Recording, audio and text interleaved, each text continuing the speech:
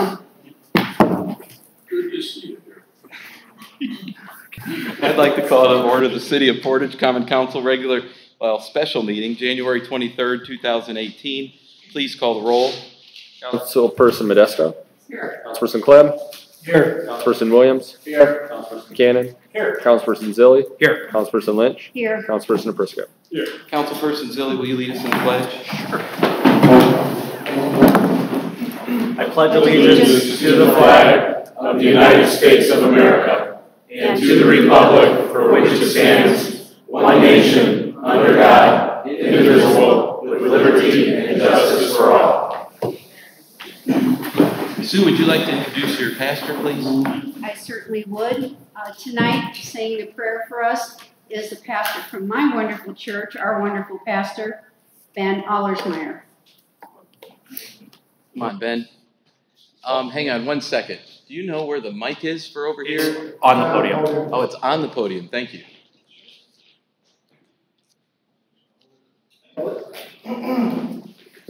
Us Lutherans are not extemporaneous prayers, so I wrote mine down. Good evening. Good evening. Welcome. It's not working. Power and on. There it is. All right, well, let's pray. Gracious Heavenly Father, in this season of Epiphany, you call us to yourself, giving us purpose as we seek your will. Thank you for the various ways you have blessed our community of Portage. Continue to guide each of us in our various vocations. Pray that you bless our mayor and city council as they make decisions that affect all of us. Thank you for their hearts of service. Give them wisdom and guidance to know what is best. Give them strength and courage to accomplish the tasks you would have them do, even in the face of criticism and opposition. We thank you also for many other city leaders and workers. Protect them as they keep our city running. Bless them and their families with safety and good health in this season. Lord, we place all into your hands, and in all things we pray that your will be done. In Jesus' name, amen. Amen. Thank you.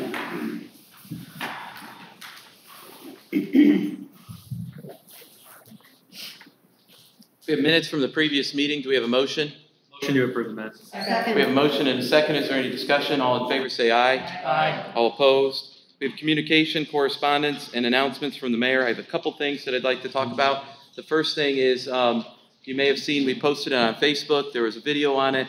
I think Scott and Liz heard it this morning, and Councilperson Lynch heard it last night.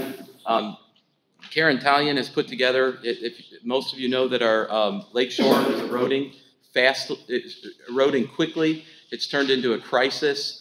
And what's happened is the seawall that at the port, they talked about this 60 years ago when they built this, that the seawall was going to cause a problem for us at some time or another. Well, it's happened, and it's affecting the lakefront in a pretty drastic way. In fact, the handicap accessibility has gone to zero to get to the beach, which at one time this was one of the few beaches that our handicap could get there. I think that's a crisis in itself. The beautiful viewing place that you could sit down and you see a lot of graduation pictures and things like that. If you haven't seen the picture of that, it's literally tipped over and it's pretty much in the lake now. That's how quickly these storms have taken us. It's kind of hard. It's hard for us to imagine going to Indianapolis and not knowing that the people from southern Indiana aren't used to hurricanes, hurricane force winds, and what we have is an ocean. It's really an ocean. It's not just a lake. And so explaining that to them was kind of fun for us yesterday. But Karen Talion put together a bill as we've been bickering, all working hard to try to figure out a solution to it. Karen thought about when the dredging takes place. I don't know if anybody has seen the dredging barges come up as close as they can get to the lake or to the beach, and then they open the doors and the sand falls out, and it's something kind of cool to watch. Me and Silas and Marshall like to watch it while we're fishing.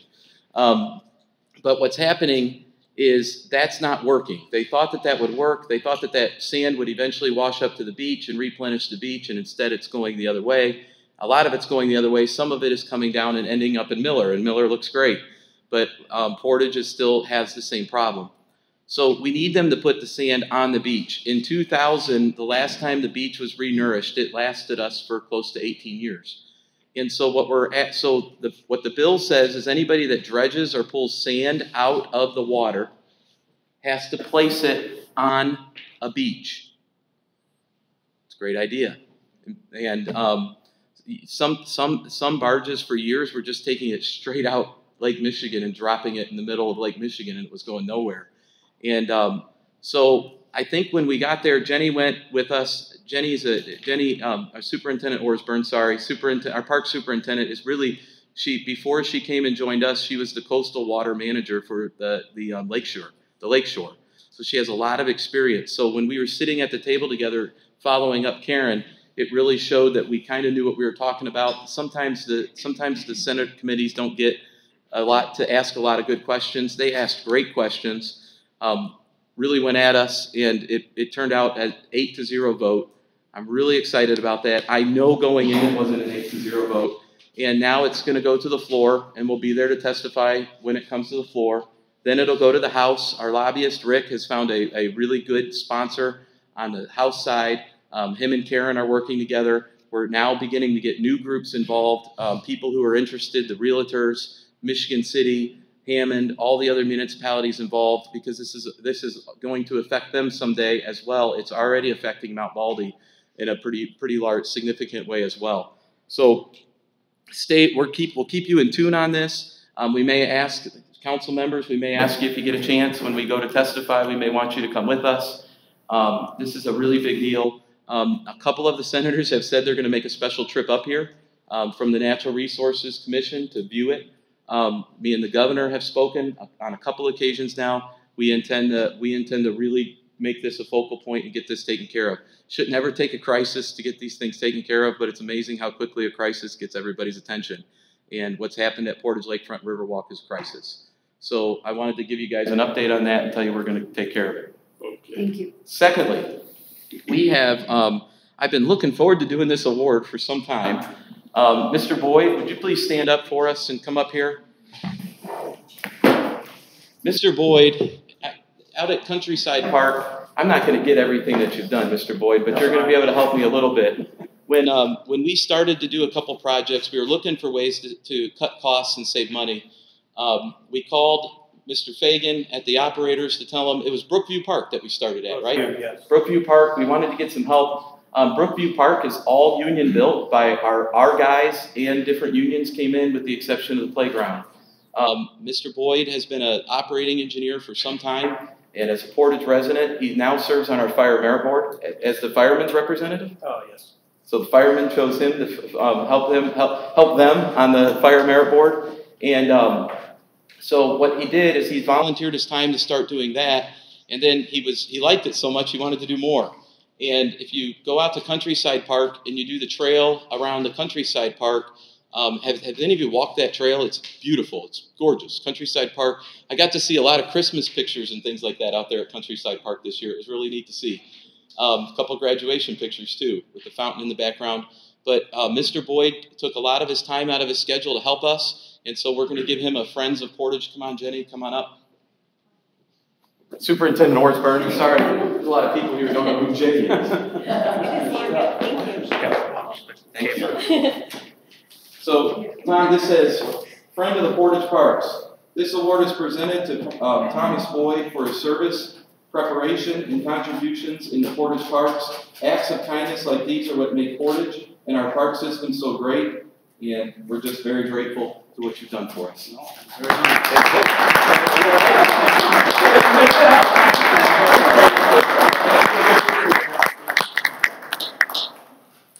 we need to look at Amanda.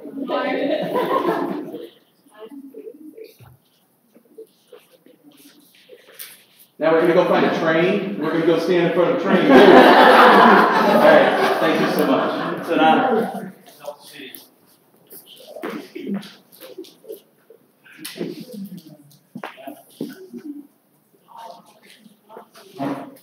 You know, it's really people like that who make our community so great, and we're just very helpful.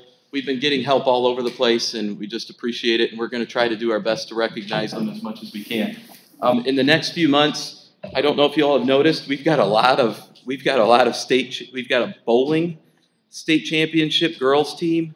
We have a We have our Kaylee Adams was the first girls state champ wrestler out of Portage, which is just amazing. We look forward to honoring her. What a pioneer she is in being able to accomplish that, and it was really neat. It was funny. Me and her mom were talking on Sunday night on Facebook because I posted it, and you know how the old curmudgeons start posting. A girl wrestling, you got those things, and she was manning it. I told her I couldn't keep up with them, but she did a really good job. Her mom did, and I appreciate that. But we told her that from Portage's standpoint, she's a pioneer, and we're really proud of her, and we look forward to honoring her soon. And then I hear the boys bowling team is getting ready to make a run at the state championship. Regionals are on Saturday. And let me tell you something, we're going to have some Portage High School boys up here soon from the wrestling team, as they are dominating. They are absolutely dominating the field. Council and residents, this is a very special time in Portage High School history. We have probably the most dominating wrestling team in the state. If you can make if you can make a meet or anything and watch those guys wrestle, it is unbelievable to watch them. And the work that they put in, the weight loss. I used to be a wrestler and I really stunk. But but if you can watch it, it's really great to appreciate. They have no quit. And Coach Vega, all that, it's just fabulous to watch. So try to make it out there and watch them. And hopefully we have many more. This is going to be a great year for Portage High School. I see the three school board members. I always forget I have an extra one here that's always around me. But congratulations to all of them if you're watching. All right. I think I'm done. Election of the council president. Make a motion to nominate Marco Prisco for council president. I'll second that motion. We have a motion and a second. Is there any discussion? Are there any more nominations? Call the roll. Councilperson Modesto? Yes. Councilperson Clem? Yes. Councilperson Williams? Yes. Councilperson Cannon? No. Councilperson Zilli? Yes. Councilperson Lynch? Yes. Councilperson Prisco? Yes, thank you. Appreciate the vote. Thank you. All right, appointments from the mayor. I have a lot to read. The Alcoholic Beverage Commission, I am reappointing Jim Thompson. The ADA Building and Grounds Coordinator, reappointing Sandy Kolb.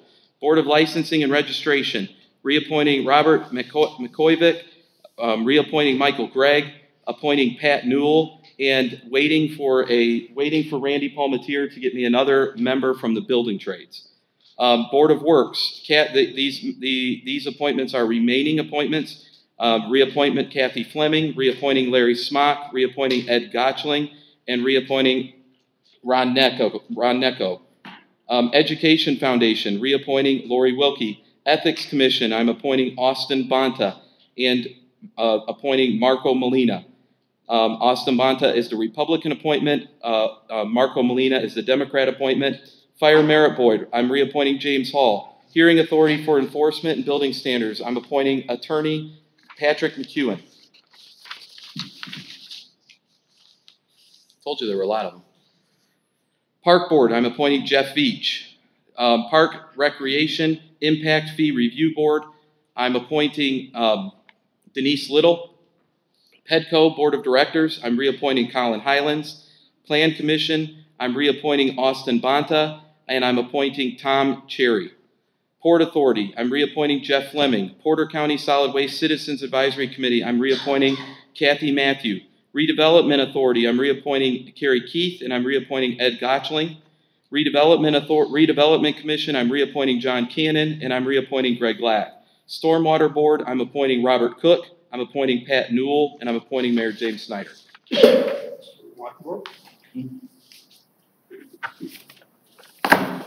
Council appointments. Okay, city council appointments, boards. For the boards, for the Porter County Solid Waste District, it'll be Sue Lynch serving out this year. Advisory Claims will be Councilman Liz. Take that. The board of licensing will be Colin Zilli and Mr. Rebus, Jeremy Rebus will be back on that. For the ethics, Matt Shire and Mr. Dick, Stephen Dick, the name was given to me from Councilman Cannon. The planning group will be Liz. The RDC will be Liz and Mr. Nelson, Steve Nelson. The traffic board will be Sue Lynch, another year on that, on the commission. On the EDC, I'm gonna take Colin Zilli off of that, and I'm gonna replace him with another person, Brian. What's Brian's last name? Is it Gully? Yes. Brian Gully's gonna take his place, and that appointment's for a year. I think that's it. I'll make a motion to approve those. We have a motion to approve. Is there a second? Second. We have a motion and a second. Please call the roll. Councilperson Modesto, Yes. Councilperson Clem, Yes. Councilperson Williams, Yes. Councilperson Cannon, Yes. Councilperson Zilli, Yes. Councilperson Lynch, Yes. Councilperson Napruska. Yes, the other one that I want to make is the city council for our lawyer, attorney. So we're going to get the firm of Gray and Elwood, Kenny Elwood. I'll make a motion for Kenny Elwood as our Second. firm of Gray and Elwood. We have a motion and a second. Is there any discussion? Please call the roll. Councilperson Modesto, Yes. Councilperson Clem, Yes. Councilperson Williams, Yes. Councilperson Cannon, Yes. Councilperson Zilli, Yes. Councilperson Lynch, Yes. Councilperson Napruska. Yes. The council groups, the ordinance will be Pat Clem will chair that with myself and Sue Lynch. The budget will be, Liz will be the chairperson with Pat Clem, Scott Williams. The SPC will be Zilli as the chairperson, myself and Liz. And the Ways and Means will be Councilperson Lynch will be the chairperson, John Cannon and Scott Williams. Departments, the liaison for the fire and fire merit will be Liz. The park board will be Sue Lynch. For the police and the police merit board will be myself. For the port authority will be Colin Zilli. And for the street department will be Pat Clem. I'd also like to make a change too, with the schools. We have a truancy ordinance coming up. The last year pretty much, I appointed John Cannon and I appointed Colin Zilli on the council. I'm gonna take John Cannon off. He has missed every meeting. And I'm gonna put Liz on that. That group has done a great job. I think Liz will do an outstanding job taking that over with. Thank you. And I hope that you attend meetings. I will attend. Thank you. Is that it? Appointments? Thank you. Clerk Treasurer's report. I don't know. There is no report. Reports of city officials. Mr. Nelson. How are you? I'm doing well. Steve Nelson with General Services, which is our street department, sanitation, and our maintenance crew. First of all, thanks to Mr. Boyd for his help with the city. Appreciate that. That's great. Good stuff. While I'm giving thanks, I just want to send out a kudos to our guys down there for the great job they did on our leaf pickup this year. We worked with 5 pieces of old equipment. Our mechanics worked very hard to keep that equipment going. And I don't know about anybody else, but I think they did a bang-up job this year and got them up before the snow came. So, best year in history that I know of. the guys worked hard. They busted their They butts, deserve man. the credit. They did a good job. I've been there a long time. We completely filled the pit back up. To where we call it the pit out there, which is our solid waste site. We had it completely cleaned out before this year, and it's full again. So, looking down the road, we're gonna need more room. If we keep growing, we're gonna need more room to put stuff. Of course, we're plowing now. We're battling, the snow. Our guys seem to have a real good process of how they go through that, and most of the snows this year we've had, I call them nuisance snows. They're 1-2 inches, but it still takes 16 hours to go through the city and clean those up. And we hope we're getting to everybody's street as soon as we can. We do Means first, and then we do the other streets after. They've done a great job this year with that. They've done fantastic. As soon as the roads thaw, we're sending patch crews out. And as you all know, these potholes are just coming up like crazy right now. I literally watched our crews on West Central Avenue this morning go through and patch all the holes. By 3 o'clock, there was a dozen new ones. They're popped up here on Willow Creek today. These are new ones. And we're gonna man up. We're gonna put 2 or 3 crews out and try to keep up with these things if we can, because they're just coming everywhere. And as we get into our paving contracts for next year, the roads that we do not put on the schedule to get paved, we're gonna get out bids so that we have a paving contractor in place that we can go and do some patching on some of these areas that are basically all patched. So there's nothing left of the road. We're not gonna pave them, we're gonna repair them, spend some time doing that this summer. through our needs list right now. We're trying to put a list together for the mayor, for the council, to kind of let you know what we need equipment wise. That's in its process right now, and we'll continue with that. Our equipment is aging. I think our newest leaf back is 10 years old. We've got 3 plow trucks that are newer than 2012, and the rest are older than 2007. So the list may be a pretty good list. Sure. And you can help us out, get us the right tools. Them guys do a great job down there. We just need tools, so. That's right. Any questions for me, guys? No, I appreciate all your work, Steve, that you've done down there. You've done an incredible job. The only thing that really, if we were to get a large snowfall, like let's say a foot, would you be okay with the plows we have, or? Well, you know, even. I mean, we've had a mild winter. There's no question about it. We're lucky because, you know, we have the other departments in the city to chip in. Tuesday, when we had that 8 inches, we want to call it 8 inches, when the snow stopped around 3 o'clock, it took us 2 shifts to completely clear every road in the city. And we did that by bringing in the utility service crews. Every truck in the city that had a plow on it, we called them in, and they helped us do all the cul-de-sacs, all of the subdivisions, while we're able to use our big trucks on the mains. So, problem is with trucks that old, we had 3 or 4 trucks go down, and it happened.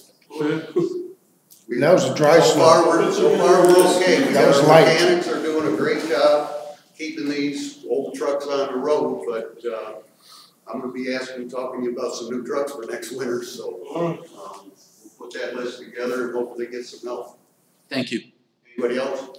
Good job, Steve. Do an awesome job down there, and that's everyone from, Good job. Good bunch of guys down there. Yes. They work hard. Thanks, Steve. and women. All your work.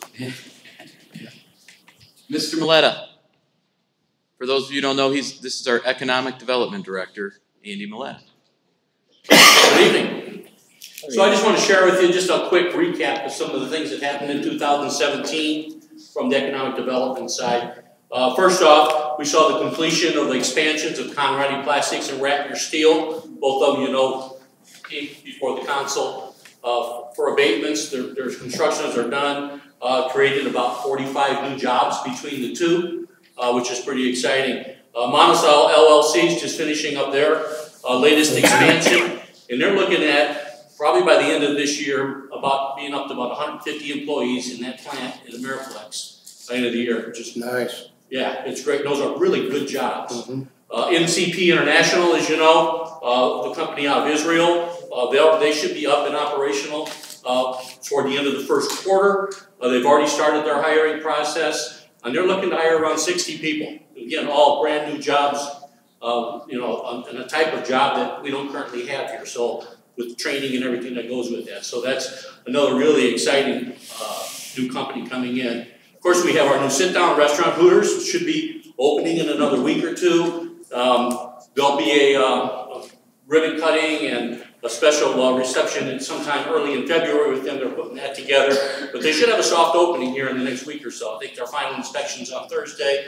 so their goal is to be up and going by Super Bowl. So that's kind of exciting. You know, that one, when you look at those type of restaurants, chain restaurants, a lot of them are franchised restaurants. This one's kind of cool because it's a corporate restaurant. So the nice thing about a corporate restaurant is they run them the right way. You don't run into that situation where maybe an owner's not doing what he's supposed to. It's all their latest and greatest models and design, and so I'm really excited about that, and I think that's successful. We'll see that will start to spread throughout Ameriplex. We have that new development out on Crispin Road, the Dunkin' Donuts, are just getting through the rest of their city processes, and they'll be breaking ground on that here real soon, be up. The car wash on Willow Creek Road, I know there's a little bit of controversy on that. If you drive by, it's a beautiful building. They're doing a really nice job on that. That should be opening up here this spring. The Isaac Walton building is coming along really nice. Yeah, it looks great, and it's you know, anything that we can do to improve that waterway in that area over there with new buildings, new construction, new things is a real plus because that's such a jewel for us.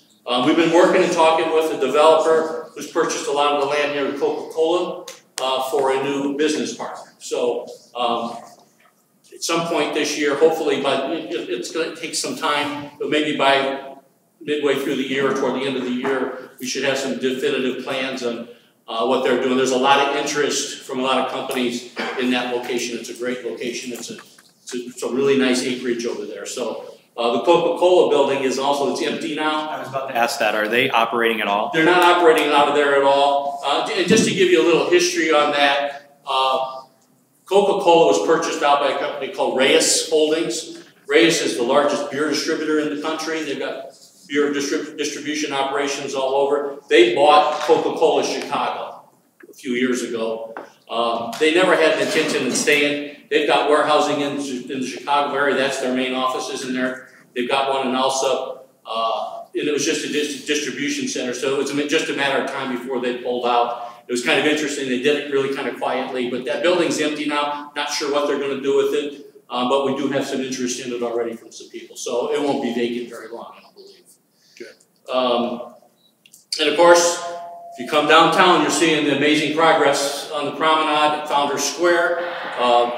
The initial reports are the rentals are moving along really nicely there. I was talking to the guys at Holiday, and they said they estimate there's been about 200 construction jobs a day on that project. And that will continue on throughout the year and into next year as each building gets accomplished. So that's really exciting too. I mean, again, good union jobs out there working on that project. They aren't all union. They aren't all union. They're not all union. They've got They're a lot about of 90%. issues. I've talked to the carpenters union, so when you say they're union jobs, that's not accurate.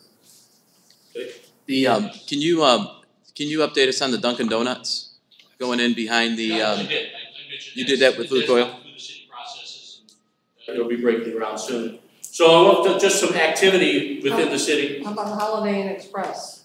Holiday Inn Express, that project's moving along. They're getting closer to opening up. They've had some issues. We've red tagged them several times, and they're not quite ready yet. So until they need to follow our processes, our city codes before they're going to open. So Good.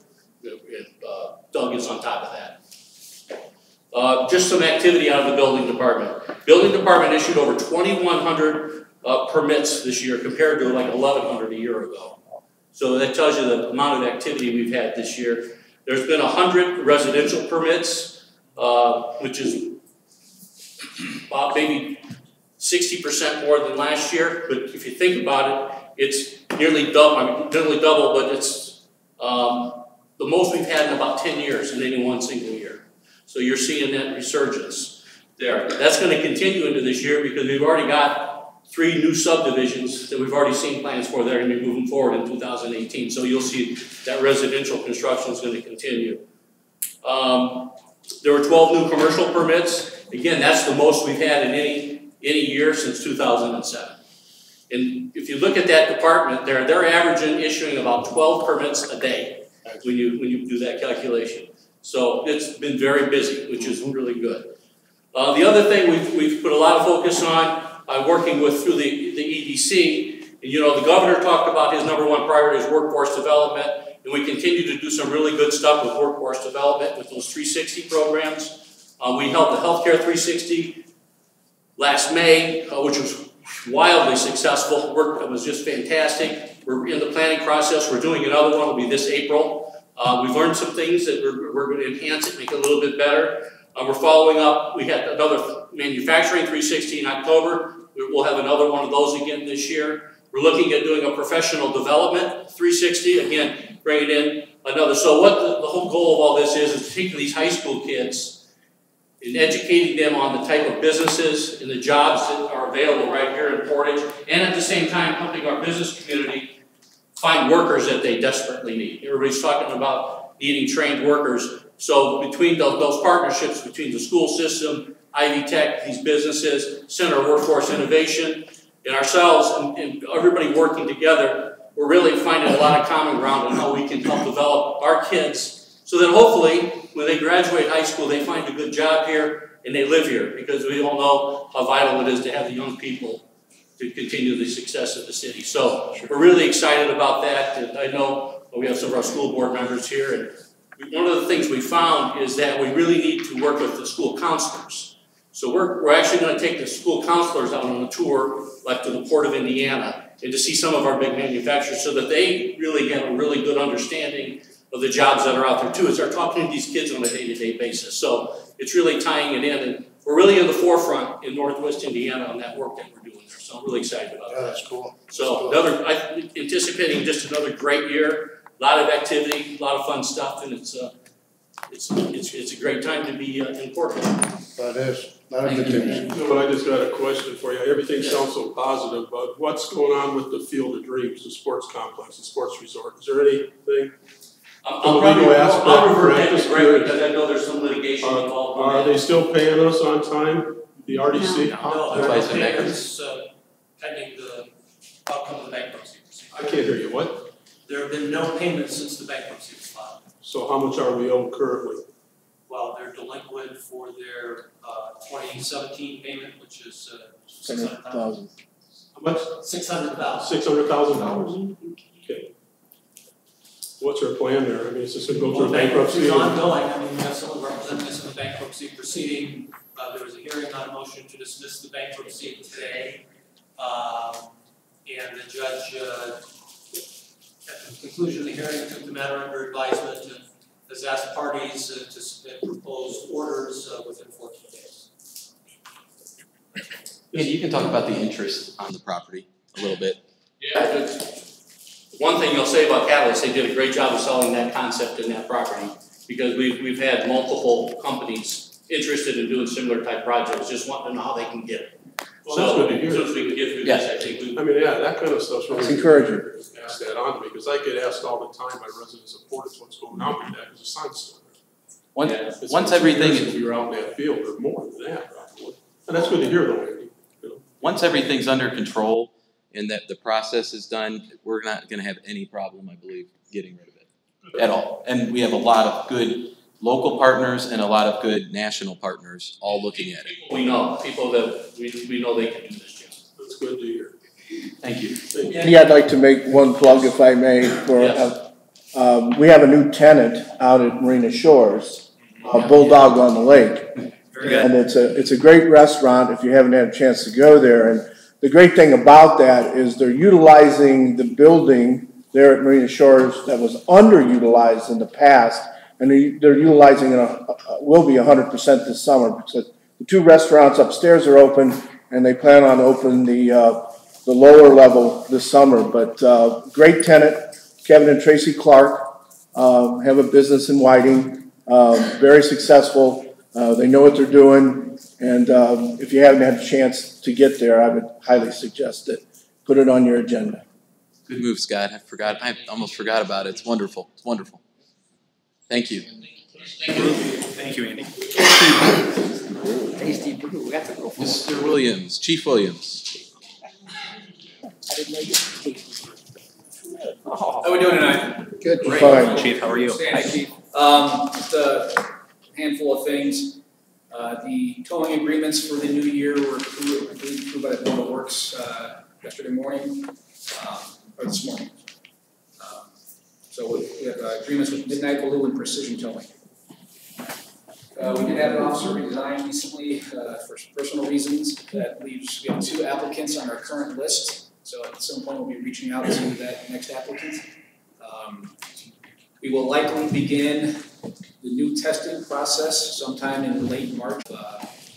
Work that needs to be done, and so now we're at the program radio stage. What else? My year-end report should be ready to go in the next council meeting, early February. Just waiting on some statistics to get done. One thing I would like to mention, we hired 8 officers last year. So if you can imagine, that was 8, for a while that was 8 empty spots. And then those officers had to go to the academy. So that's a lot of time that they weren't working. And as you see my report, that'll make sense to you then. We did get some help from the county. The Substance Abuse Council, Porter County Substance Abuse Council, awarded them some monies to buy what's called a TrueNarc. It's the ability to test what you might suspect to be drugs, even through a baggie that may be in, so you don't necessarily have to touch it, or even if you use gloves. There's some bad stuff out there, but just a drop of it gets on your skin, it could cause some serious medical issues. They got a second one from HIDA, federal government, and they're going to store it up at our department. So we have one on the north side of the county and one, closer to the south side of the county. So that's, thanks to them. What else? All of you know my secretary, Debbie Bowen. I just like to keep her in her prayers. She had a pretty serious medical procedure to this morning, so she's doing okay, and just hopefully is back to work in a couple weeks. And I'll just finish up with I'm the outstanding young man director for Portage High School program, their scholarship program, and they have their final night on February 3rd. Chris was one of our judges. So if you've got time to come out and check out an awesome program through Portage High School, February 3rd at 7:30. Thank you, Chief. Any questions for me? Chief, how's the health of the department overall? We had a couple years ago, we had a real problem with it. Didn't seem as bad this year, but. 3 officers going to disability a few years ago. Right. We have one officer who's got some health issues right now, but he's managing that, so there's nothing imminent on the horizon. We did have one supervisor, sergeant, sign up for the drop program a few months ago, but he was the 3-year drop, so it's sometime before he'll retire. So there are, other than this recent opening, there are no foreseeable openings. Thank you. It just hit me while we were sitting here talking, and you were talking about the vacancies from people, the new hires. It just made me think of the health of the department from a couple of years ago. And I said it in 2017 for 2016. I mean, those were two critical, 16 and 17 critical years with the manpower issues. To that point, probably the first time in the history of the department, we brought down 2 detectives from the detective bureau to work patrol because of the staffing issues. So, thank you. Thanks. Troy, just a question for you. Are we going to purchase all new handguns and guns for our police officers and our reserves? I heard that the other day from an officer. I appreciate you asking me about it. I mean, we've had conversations internally. When I got hired, we had a Smith & Wesson 4506. I think it was a boat anchor. It only held 7 rounds, and it was an okay gun. After a few years, they switched to the Sig Sauer P229, which we currently carry. It's a 40 caliber pistol. We have 2 of our administrators at the SHOT Show in Vegas right now. It's all about guns and ammunition. The amount of money that it costs to buy 40 caliber ammunition, maybe if we switch to 9mm and you get more rounds in your handgun, it potentially save enough money to cover that cost. So we're currently exploring that. You're exploring purchasing on you. I'm exploring what it would cost to purchase that. That's. Well, make sure you contact the budget committee. At least let them know. Do you plan on getting a grant for that? All I'm doing is gathering information. Whoever contacted me first, and then I would go to the show out there. I was told a couple of your officers went out there. The show is called what? SHOT Show. I just said that, the SHOT Show. Yeah, just keep me posted on that. Okay. All we're doing is exploring information. Okay, that's fine. Like I said, just keep me posted when you move forward. It was like the normal plans. I'm clear. Thank you. Chief Pfeiffer.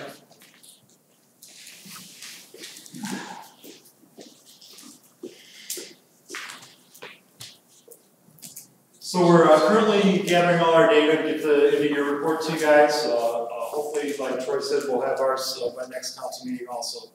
So I don't really have a bunch of numbers to talk about tonight, but we're putting that together and we'll get that to you guys as soon as we can. I will tell you that both of our apparatus purchases that we made last year are on target to be delivered on time. So the new rescue should be here at the end of March, early April, and the new ladder should be here about July. So we're pretty excited about both those vehicles coming in, and hopefully after we get trained on them, we'll get them up and running immediately after they get here. So, like Troy said, we also, we've had a lot of people leave, and we hired 5 new firefighters last year. And all but 2 of those folks have been to the academy, and so when the last 2 go to the academy, then we'll be up and running full staff. Have those partnerships to pull off the projects we do need to get done.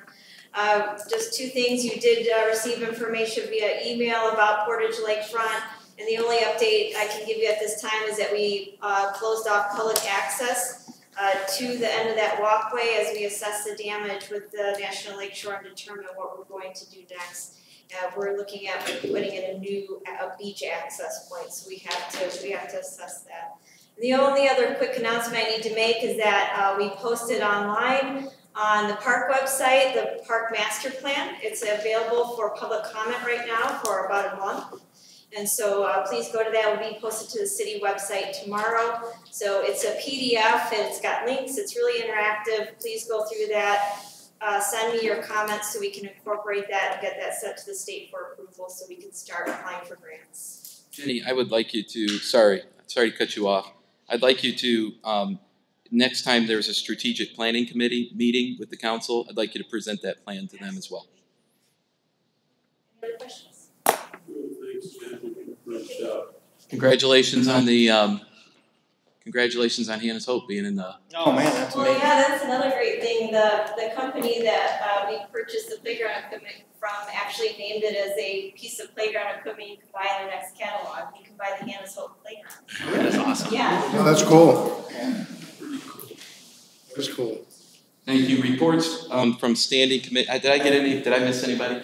There's a lot of people here and I can't remember everybody. Reports from standing committees.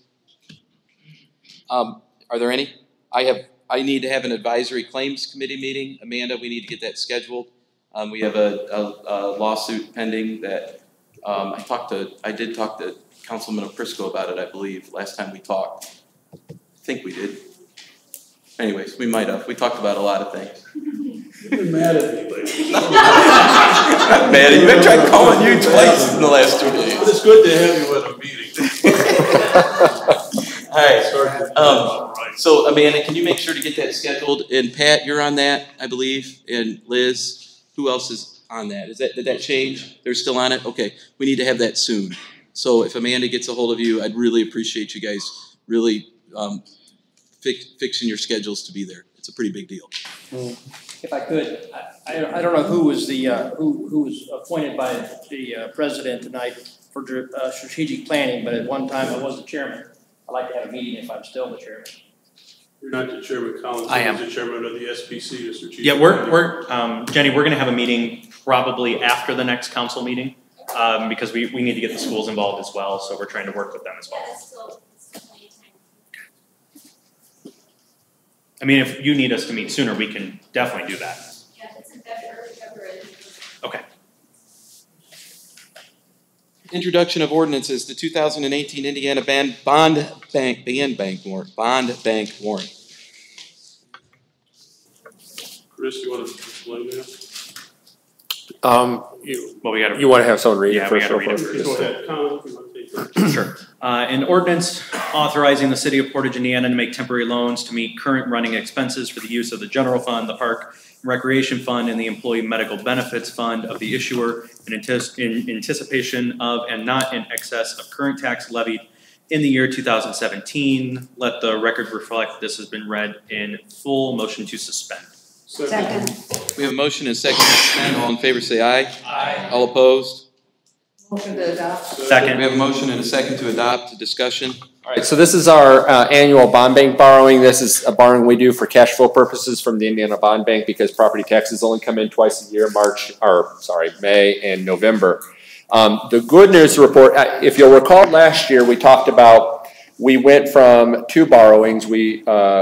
Previously, the city had always borrowed twice. We borrowed at the very beginning of the year, literally like the second, and then second borrowing later to finish everything out. Last year was the first year that the city only did one borrowing because we've internally been, within the office, been doing a lot of cash management things to make sure we have cash flow to cover our expenses.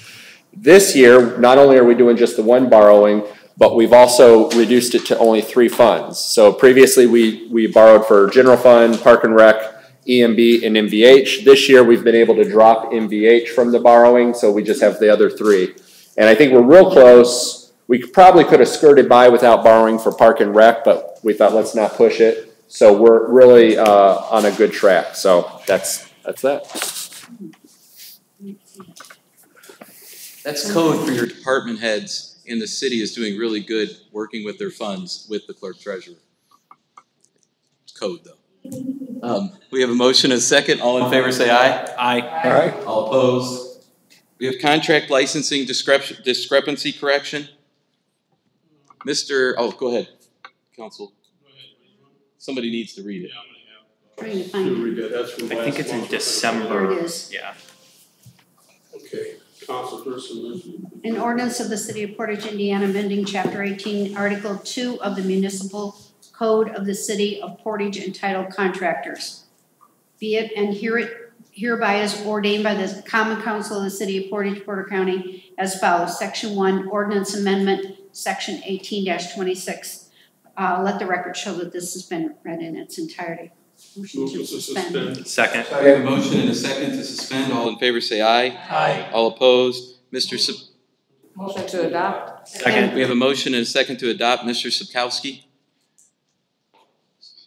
This contractor licensing ordinance was amended last year, and the license fee was increased to $50, I believe. But the renewal section of the ordinance still had a reference to the old license fee of $25. So this is just a housekeeping amendment to clear up that discrepancy so they're consistent. Thank you. We have a motion and a second to adopt. Is there any discussion? All in favor say aye. Aye. All opposed? Human rights? An ordinance of the City of Portage, Indiana, creating Chapter 3 entitled Human Rights. Be it and hereby ordained by the Common Council of the City of Portage, Indiana as follows. Section 1, Ordinance Edition. The new Chapter 3 of the City of Portage Municipal Code entitled Human Rights shall hereby be created to read as follows. Article 1, Purpose. Section 3.1, Statement of Purpose.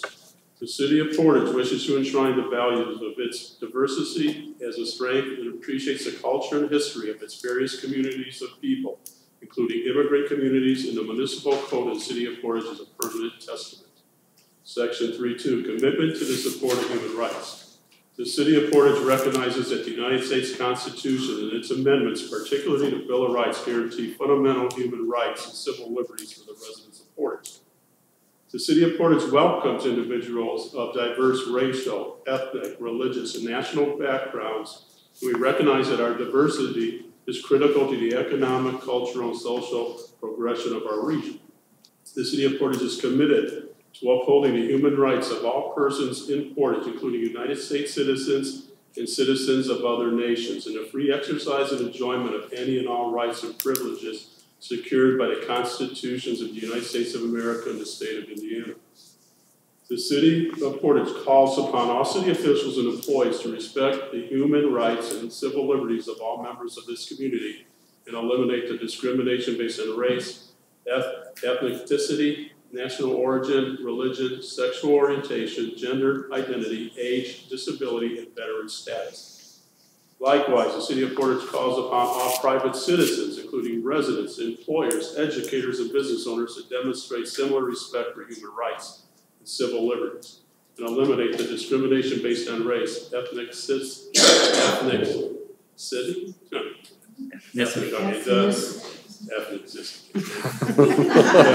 the national origin, religion, sexual orientation, gender identity, age, disability, and veteran status. The City of Portage commits to working collaboratively with elected officials, city leadership, business owners, church leaders, educators, and residents to create a safe, welcoming, equitable, and inclusive city for everyone. Section 3.3, periodic review. The Common Council of the City of Portage shall review the issue of human rights within the city from time to time and take action as may be deemed appropriate to uphold the commitment of this chapter. And let the record show that this ordinance was read in its entirety. Motion to suspend. Second. We have a motion and a second to suspend. All in favor say aye. Aye. All opposed? Motion to adopt. Second. We have a motion and a second to adopt. Mr. Zilli. Oh, I don't have anything to add to the discussion. Okay. Wasn't expecting that there for a second. I was gonna go, listen, this is a big deal. I wanted to go around the table. So, Ms. Councilperson Lynch. I'm very happy that we're passing this. I did object to the original verbiage in the first ordinance as it came out, but I'm very happy to say that I think our city is passing this. And not that we have an issue, because I don't think we do, but it's nice to have. I would ask that we have copies of this if anybody comes into the clerk treasurer's office asking about human rights in our city, that they be given a copy of this to show that the council has passed this. Thank you. Councilperson O'Prisco. Well, the other thing I can say about this ordinance, I think the ordinance, it took a lot of time. The ordinance was a lot longer. It's a lot smaller at this stage. I mean, have more verbiage added later if it's necessary, maybe at a board later, but at the present time, I think we're fine. If you watched the news this last weekend, Saturday, you see the Women's March throughout the nation, 300,000 were out just about an hour away from us. You see people out there, you look at people that they want to send back to their various countries and everything else, taking away rights of individuals. We just celebrated a great day this past last week, the Martin Luther King Day. I mean, this is all about America. It's all about treating people fairly and opening up your arms. I mean, we only live once in our lifetime.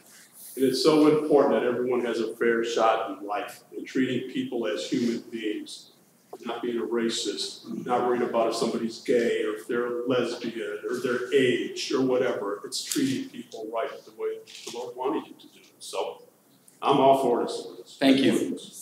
Councilperson Modesto. All I would like to say about this ordinance is that it's been a long time in the working, and I'm glad we finally came to an agreement as far as what we could all live with. And we've had a number of people in the community helping. And I want to thank them. They're all in the audience. I want to thank you guys for helping as much as you did. And I want to make sure that all the residents know that we're an all-inclusive community, not exclusive. So if there's a problem, I hope they can come down and get it resolved. And we will look into any problems that might arise. As far as I know, there is no problems. I don't foresee any in the near future. Thank you. Councilperson Clem. Yes, I'd like to add, I'm the chair of the ordinance committee, and the two other members that is on that committee is John Cannon and Sue Lynch. And we've really put many hours in working on this ordinance and having meetings and meeting with the public and maybe even a couple different business people. But at this point, we've worked and pushed and worked hard on this. Each individual, Portage is their home. Portage is welcome each and individual that's outside our community to come to our community and be treated fairly inside and outside of their home. I welcome this with full arms. And I want to thank everyone that was participating. A lot of you is here in the audience today. Again, Sue, John, thank you for all your hard work. Chris Stidham, he worked with us. He was in our meetings, didn't miss a one. He worked hard. He worked hard on this ordinance. We beat him up on this quite often, actually, Chris. Thank you so much. You worked hard on this. Thank you. And again, welcome to Portage. Thank you. Councilperson Williams. I would like to thank the ordinance committee. I know they did put a lot of hours into this and a lot of time, and I think the results is very positive. I'm proud of our community. I've been a resident for 43 years, and I think this resolution just reinforces the good people and residents that we have in our community. Thank you. Mr. Cannon. I'd like to echo what everyone has said. I do want to thank Chris for his hard work. He started off a little bit big on the ordinance, and he was able to compromise and get it down to a one-page ordinance that we all could agree on. So thank you again, Chris, for your work on that, and I believe as well as Kim. Thanks for your work on it. And I echo what everyone else has said. Thank you. If I can, you caught me off guard. I wasn't. That's all right. Go ahead, Tom. I know this is a big deal to you, so I was kind of. I thought you'd be the first one to speak up. I mean, I want to echo what everybody said, and thank you, Chris. I know you put in a lot of work. There are community members that put in a lot of work, and I know many of you are here tonight. I think it's difficult because we may not. We don't have the same experiences that everybody else in the community has. Everybody has a different experience in this community, and in countless communities across Indiana, these types of ordinances have been passed. I think there's more that we can do in the future, and I look forward to working with everybody up here to see if there is something else that we need to address via ordinance in the future. I don't think that this is going to solve every problem that any community faces, and I think we can all work together, find other ways that we can support those in our community who feel that there is discrimination. I've heard from individuals that they do feel there's discrimination in our communities. So, I mean, we all have different life experiences, so we may not see a problem, But I do believe that there is a problem that we're not seeing. Thank you. One of the things that I'd like to do is, first I don't think we've ever declared a holiday in this, we probably have in the past, but probably not in a while. And Greg, last week in particular reminded me of this, and I was with Karen Freeman Wilson the week before. I think it's time that Portage recognizes Martin Luther King's holiday. And I would like to follow up on this ordinance and have something at the next council meeting to present to the council from me, from the mayor's office, on making Martin Luther King Day a holiday in the city of Portage. Thank you. It's been way too long. And please look into that, make sure we can do it, that it's all legal. I believe it is. Every other municipality celebrates it. For some reason, we don't, and that's wrong. And that's a way to capitalize on, that's the way to start taking steps in the right direction. And we need to do that right away. So I'd like to have that at the next meeting. All right? We have a motion and a second. Please call the roll. Councilperson Modesto? Yes. Councilperson Clem? Yes. Councilperson Williams? Yes. Councilperson Gannon? Yes. Councilperson Zilli? Yes. Councilperson Lynch? Yes. Councilperson Naprisco? Yes. Great. Truancy. Ordinance number 18, an ordinance of the city of Portage, Indiana, amending chapter 54 of the municipal code of the city of Portage entitled Offensive and Miscellaneous Provisions. Be it, and it is hereby ordained by the common council of the city of Portage, Porter County, Indiana, as follows. Section 1, ordinance addition.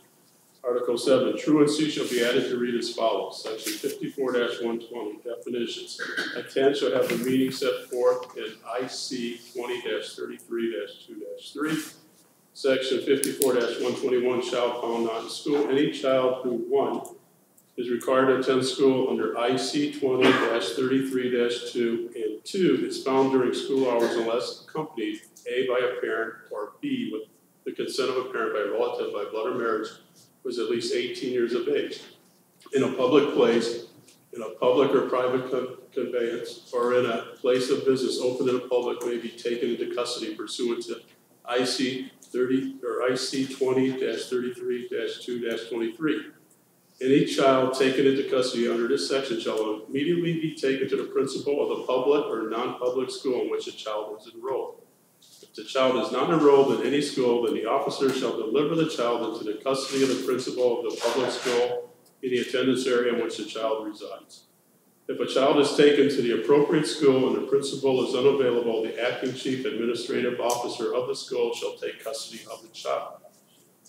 Section 54-122, parental responsibility for school attendance. A, it shall be unlawful for a parent to fail to ensure that the parent's child attends school as required by IC 20-33-2. B, before proceedings are instituted against a parent for a violation of this subsection, personal notice of the violation shall be served on the parent by the superintendent or the superintendent's designee. A, having jurisdiction over the public school where the child has legal settlement, or B, of the transferee corporation the child has been transferred. C, each day of the violation shall constitute a separate offense. Let the record show that this ordinance was read in its entirety. Motion to suspend. Second. We have a motion and a second to suspend. Is there any discussion? All in favor say aye. Aye. All opposed?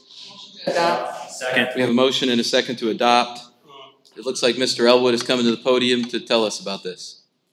You want to go first? I just would like to just add, this ordinance was the work of the schools working again with Chris Stidham and Colin Zilli and Acme. There's been a lot of positive things that have happened out of this. Truancy is a major issue. The schools, and we have the school board, 2 of the members here tonight, and Sandy, also an employee of the school.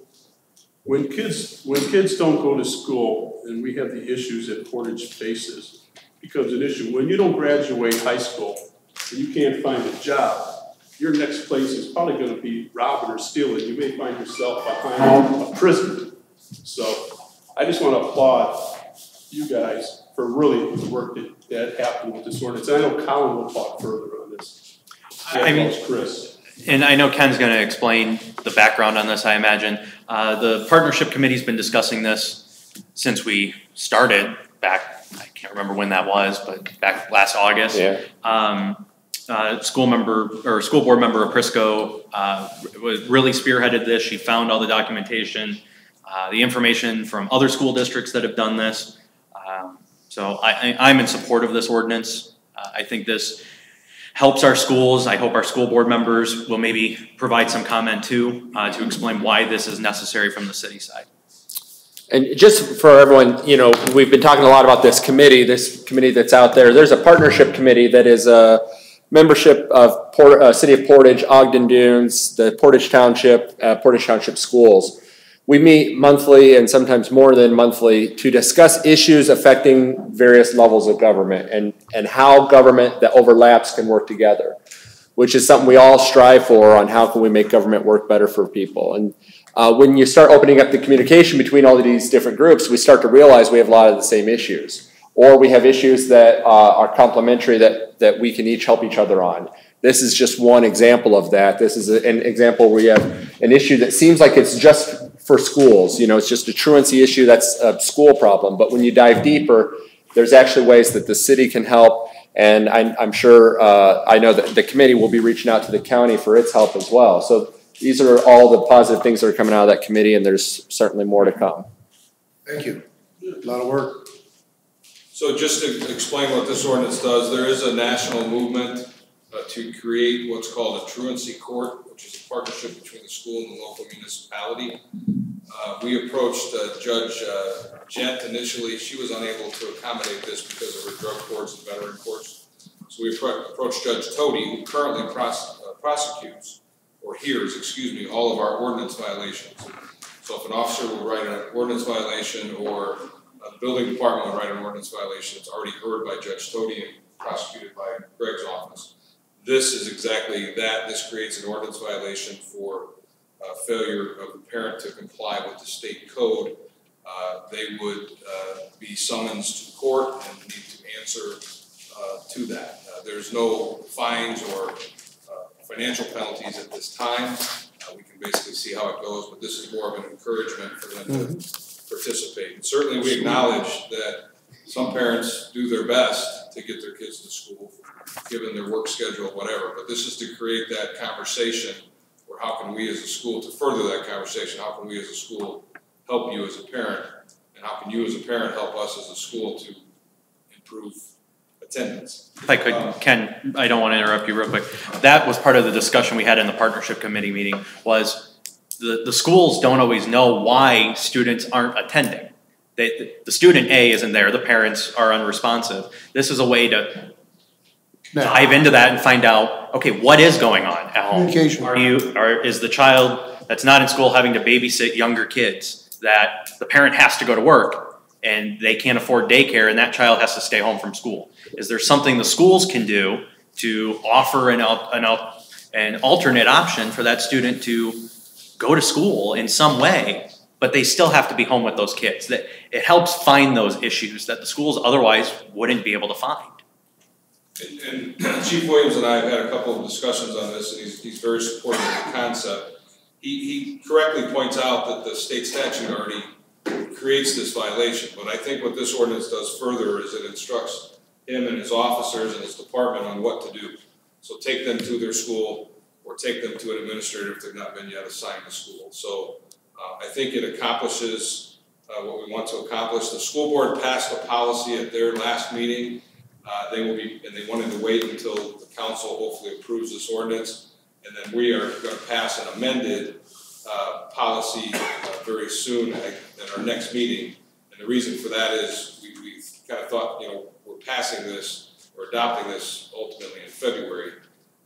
The school children have already experienced absences. Our policy started at the beginning of the school year, so we got to figure out how to roll that out. So that's our change. But we appreciate you considering this. And absolutely. Thank you. So Ken, is there going to be like or maybe I should address the committee, is there going to be kind of like a process that you determine a child isn't in school, and is there like steps that you go through? Is there some kind of a process in place? Well, I think that we're going to be the ones that enforce it. So we're still trying to get we're going to be talking to Ken a little bit more to try to, and the schools from the minute, we're going to be the ones enforcing the ordinance. So I think that we're going to try to understand it a little bit more and spend time. This kind of caught us off guard. We weren't part of any of the committee meetings or anything like that. We just. You're part of that committee. You're part of that partnership committee, so you can't really say you weren't part of this. So the point is that when we get together and we can, we're gonna work on this. I think it's a good idea. I think Chief Williams believes it's a good idea, and we're going to work to enforce it and make it work. I mean, to answer your question, Sue, internally there's policies in the school district before it ever gets to this level. There's things that we do about this is really only intended once we have such a truancy problem with the student. This is to get more of the parent involved. The parent's not responding to us, et cetera. So the plan is to hopefully send a school resource officer to the parent's home or call the parent and create that contact. And we don't believe the concept is to write an ordinance violation at the initial contact. It's to, hey, contact the school, let's get this resolved. There's been discussions of deferral processes for these ordinance violations and kind of wait and see if we got their attention and they're going to help us have the student comply with attendance. And so it's a process. And there's been lots of discussions with Troy and his SRO officers as well. Are you okay with this, Troy, or are you okay with this as a police chief and your SRO officers? Yeah, I mean, as I said to Ken, I think there's room for us to be able to assist this in some way. I just would like to have a little more further dialogue. And, one of the examples, and the first one that came to mind is what Colin had said, we show up at a house, and again, the older kid babysitting the younger kid, we're not going to take that kid to the school because he's babysitting. So there's certain instances that we have to figure out how we need to handle. And like Ken said, once they exhaust their options, then I think that's when it's coming up. I just hope that your resource officers have a buy-in to this for the school district and that you're able to work with the school district and not fight this. I don't know why you think that. I'm just saying that. It's not going to happen. We're for it. I told you we're for it. All right. That's good to hear, though. So then, Troy, do you think, I'm sorry. That's all right. I'm a young girl and my mother had to go to work and I'm left with my little sister and brother. And now I see a police officer coming to my house. Is that going to scare me? I mean, we're not kicking down any doors. No, I understand that. I know that. But I'm just saying that's a sensitive thing there. Well, and that's why you need a process. There needs to be some dialogue. And I think what Ken's saying is, this ordinance establishes the initial, hey, this is what we want to try to do. And as it goes further, then that process will be developed. And it's new to all of us in a sense. The state law, mirrors what this says. So if a parent calls us today, we're going over there to the house. Now, what is, a status offense, truancy status offense, if a kid is absolutely physically resisting us, then, we got to make a decision on what's going to happen from that. And again, that's where the dialogue comes in because I go hands on with a student that doesn't want to go to school, and now we're in fisticuffs. That's probably not a good thing. So, somebody said we need to talk to the parent, have them contact the school, find out what's going on. There may be some medical issues. There's a ton of reasons why a kid might not be in school. And so we need to understand that as a police department, as a school, the SRO. So, any belief that we're not on board is a fallacy. Can I just make, it's not, I just made that comment if you're okay with this because you are the police chief. I didn't say that it's a fallacy. You may think that, but it's not the case. I just wanted to make sure that there's a buy-in from the city side. And if there is, I appreciate that answer. I'm listening to you, Mark. I'm listening to you, Chief. Okay, can I just make one more comment? What Sue asked the question. Sue, just to let you know, we have students that have missed 60, 70, or 80 days. 60, 70, or 80 days, that's a major issue. Now, if a person was home like yourself, like you said, if you had a baby sister or whatever, the truant officer are looking for those students that are nowhere to be found. That's issues in households. A couple of things. I think we're not going after a person that misses 2 or 3 days. Right. We're talking about extreme cases. We're looking at major truancy issues, and I guess the policy will be developed. And of course, when you go to the door, I would hope that a person from the district would also go with you to school district. I would imagine. I believe that was part of the discussions we had in the partnership committee meeting. And Sue, to answer your question, Chief Williams will tell you this, one of the best SROs we had. His job as an SRO, and it's one of the driving forces is to build that relationship with students. Absolutely. So that they're not, oh, there's the police. You know, Yep. that the police can be there for good things too. Their friend, that's right. And you know, to share information with the police, to talk, to develop that relationship. So Exactly. that's kind of the premise behind this. This administration promoted the state's premier SRO to police chief, and then this council, this body, added an SRO within a year to the schools. This is a serious issue to us. We're gonna we appreciate what's going on here. We're gonna have a lot of dialogue about it. We're gonna figure out the very best way we can enforce it. And the city attorney and chief need to take what you guys put together and utilize it to the best of our ability. And that's what we intend to do. Can I ask a question? Sure. Chief, what is the process now? So in Councilperson Lynch's example, I'm sure we've run across that. It's a great example, so. I can give you the basics. There's Yeah. a litany of things that can happen. But if a parent, calls and says, my 7-year-old not going to school, there's not much we're going to do. I mean, in the sense, like that parent's got to get that kid to school. I mean, we'll have a conversation. If my middle schooler is not going to school, I can kind of my thing was to go there, try to find out what's going on, what's the reason the kid's not. And again, you get a lot of things done with sugar you can with vinegar. So, you try to coax them in the game, make good decisions. Is there some other issue, like I said, medical, or they're, babysitting? They just refuse to answer the door.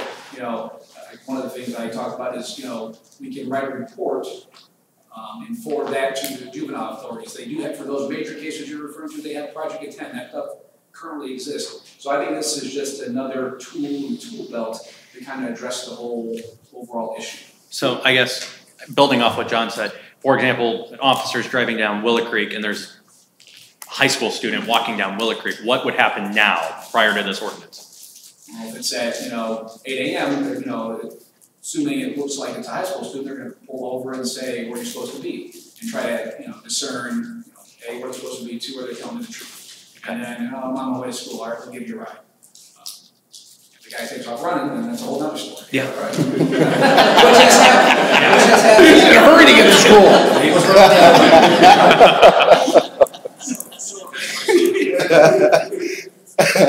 Track star. Practice. I have something, Chief, and I look at this as not just to see if we're gonna find how many troublemakers are out there. This could be something that can protect someone as well. Someone maybe not going to school because they're getting bullied. Mom and dad ain't listening because they're at work. Or a single mother that works 2 or 3 jobs. And here you got a child that's getting knocked around up and down the halls. That's a great So I look at this as a whole different avenue. I think it needs to be looked at as that avenue as well, to see, ask the questions, this validates a lot. It can go a long ways with protecting our child as well, not just seeing if they're in trouble or not. I think we just read the news, and 13 kids in California were being tortured by their parents, so. There again, it's, right yes. I mean, there are things that will develop out of this. This is not a bad thing. So No, absolutely we just not. have to figure out a couple of the layers to we'll make it work. So right now, to follow up if I could, so right now a child is called off by their parents from school. Maybe the school folks didn't answer that. What happens then? We just say, well, it's just one day, it has to go to 5 days before we go and investigate? Schools got their particular, maybe can collaborate on certain, however many, non-excused, excused absences. I can tell you if a student doesn't call within 24 hours, it's considered non-excused. So, parent contact or parent authorized absence is excused if it's pursuant to certain statutory reasons. For example, my son is sick, he can't come in today. You don't need to get a doctor's note for that to be excused. And you can't also say, hey, little Jimmy wants to miss school because he's tired. That's not excused. So it's all based on So that goes 5, so we go 5, 6 days before we investigate and find out what's the. That's up to the school, isn't it? I think, it could be one absence if we think the kid's having his friend call him as his parents. Yeah, if it's happening every week, yeah. Don't they still have truant officers at the school to check in and stuff like that in case? They have attendance. I got you. Attendance officers. What are one per grade, one per each grade. One per grade. So will they be working with the police? Well, I'm sorry, one for 9th grade, one for 10 through 12. Okay. And then none in the middle school? And one each in the middle school.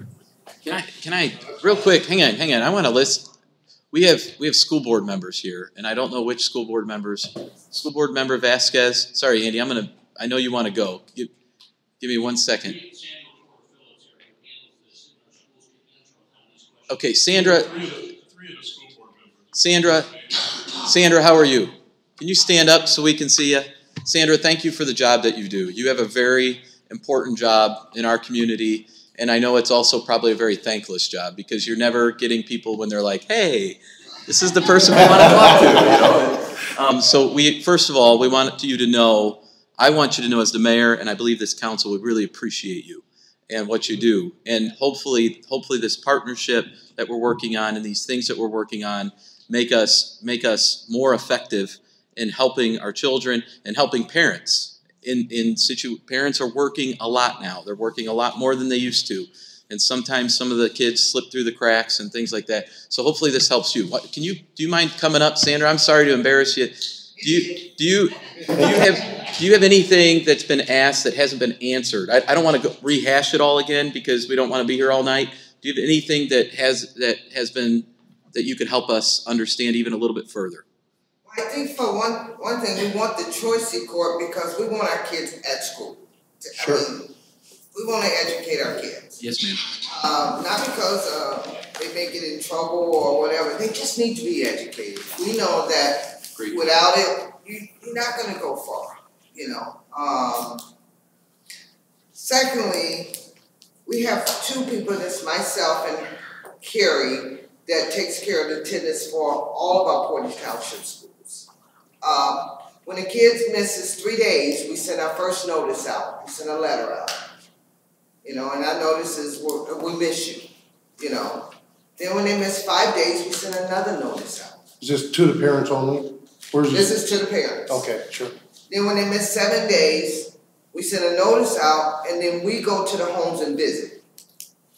Most of the time, the parents won't answer the door, or if they do, they're very polite about it. They understand our position, you know.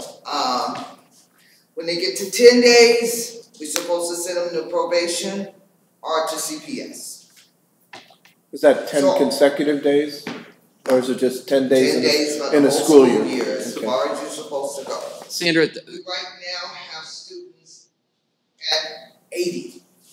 Wow. We have students already. We just started our new semester 2.5 weeks ago. We have kids that have missed. I have 7 that was reported to me today that have missed 11 days already. Sandra, one of the things that Chief Williams explained to me, and you can maybe reiterate this, I think it's important for everybody here. Sometimes you get to the house and the parent goes, oh, I forgot to call these days in. Or something along those lines. Does that? We don't hear that much. Okay. They're not, you know, most parents is going to call them off, going to call them off. They're not going to forget. Yeah. Okay. Usually when we go to the door, you know, we have a lot of parents that say, I can't get my kid to go to school.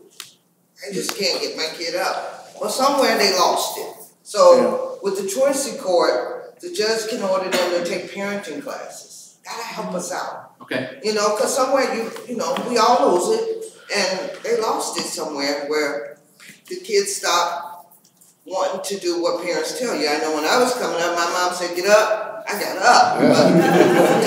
But times have changed. So, you know, if we get some parenting classes and some counseling in our schools and some different programs to help our parents out as well as our kids, that's what we want with our truancy program. We're not trying to hurt any parents. We just want to help. Sure. We want to help get those kids educated and back into our school system. Thank you. How many times have you gone to the door and they say, what do you mean my kid hasn't been to school? He's left here every morning. We've had a few of those, you know, and then, you know, I said, well, we need to work together and find out where your kid is at. He's not at school. Yeah. You A know? week, 2 weeks before school gets out, they're probably at the beach. Thank you.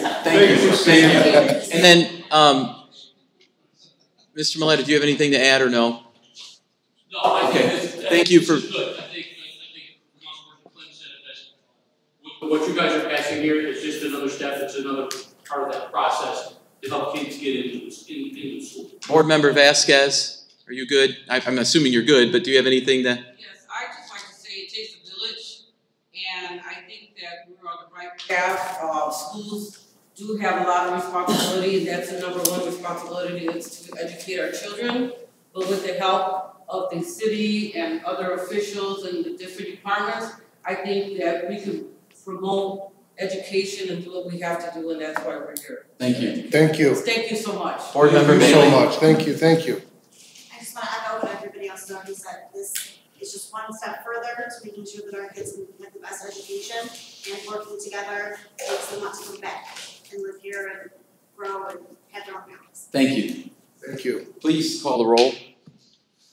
Councilperson Modesto? Yes. Councilperson Clem? Yes. Councilperson Williams? Yes. Councilperson Cannon? Yes. Councilperson Zilli? Yes. Councilperson Lynch? Yes. Councilperson Prisco? Yes. All right. You're excused. 4-H animals. Mr. Cannon, it's your ordinance. Read it.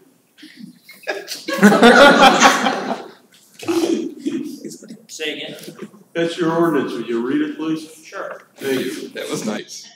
In ordinance of the City of Portage amending Chapter 10 of the Municipal Code of the City of Portage entitled Animals, be it and it hereby ordained Common Council, City of Portage, Porter County, Indiana, as follows. Section 1, ordinance amending Chapter 10, Article 2 of the City Municipal Code entitled Animal Control shall hereby be amended by adding a new section 10-401 entitled 4-H Animals. Let the record show this has been read in its entirety. Move to suspend. We have a motion to suspend. Is there a second? We have a motion and a second. All in favor say aye. Aye. All opposed? Mr. Cannon, can you explain what the ordinance is about? Sure. In ordinance committee, 3 months ago maybe? 3 months ago was brought forth that, and it was voted out of ordinance committee, the last ordinance like this, that it just included chickens, I believe, up to 4. It was voted out of committee 3-0, got to the council, and all those votes did not stick. So I think it's important that we encourage children and as well as teenagers to get involved in 4-H. I think it's important that we can show that education side of our community, and allowing 2 chickens, 2 ducks, and 2 rabbits, which is different from the first ordinance, just allowed 4 chickens. So I'd like to have this passed tonight. Like last time we had 3 votes. We have a motion and a second. Is there any further discussion? We didn't have a motion. Motion to deny. There was no motion to approve yet. Is there a motion to approve? Hang on. Is there a motion to approve? Motion to approve. Second. We have a motion and a second. You know, I don't know if any of you have been to the fair. I haven't talked to anybody about this ordinance other than John, and I kind of was surprised. If you haven't been to the fair and you haven't seen these kids and how hard they work to raise these animals and to take care of them and to achieve something at these events, there's a lot of kids that can't participate in sports and can't do other things. This is a really important thing for them. And one of my kids' favorite things to do is walk through those smelly barns in the at the fair. And I would hope that we would allow Portage kids to raise these animals to be able to participate in these different events and to be part of this. This is good for them. This is educational, and it's wonderful. And I feel that we're probably one of the few communities that doesn't allow this. And I hope that I'm glad we have a motion in a second. I hope that everybody supports it. Is there any other commentary on it before I call the roll? I have a question. Sure. John, you did change the ordinance. You know, I supported it the first time. My children were in 4-H for 10 years. Right. Does this restrict this to a 4-H student? No. I mean, because in Valpo, I know that there is a chicken ordinance, and It doesn't restrict that. homeowners have chickens too. Right. It doesn't restrict that. It doesn't say anything about age of 4-H children or anything like that. Okay. I just didn't want to take. Yeah. Excuse me, I think that what John did was came up with a really clever way to try to get this through.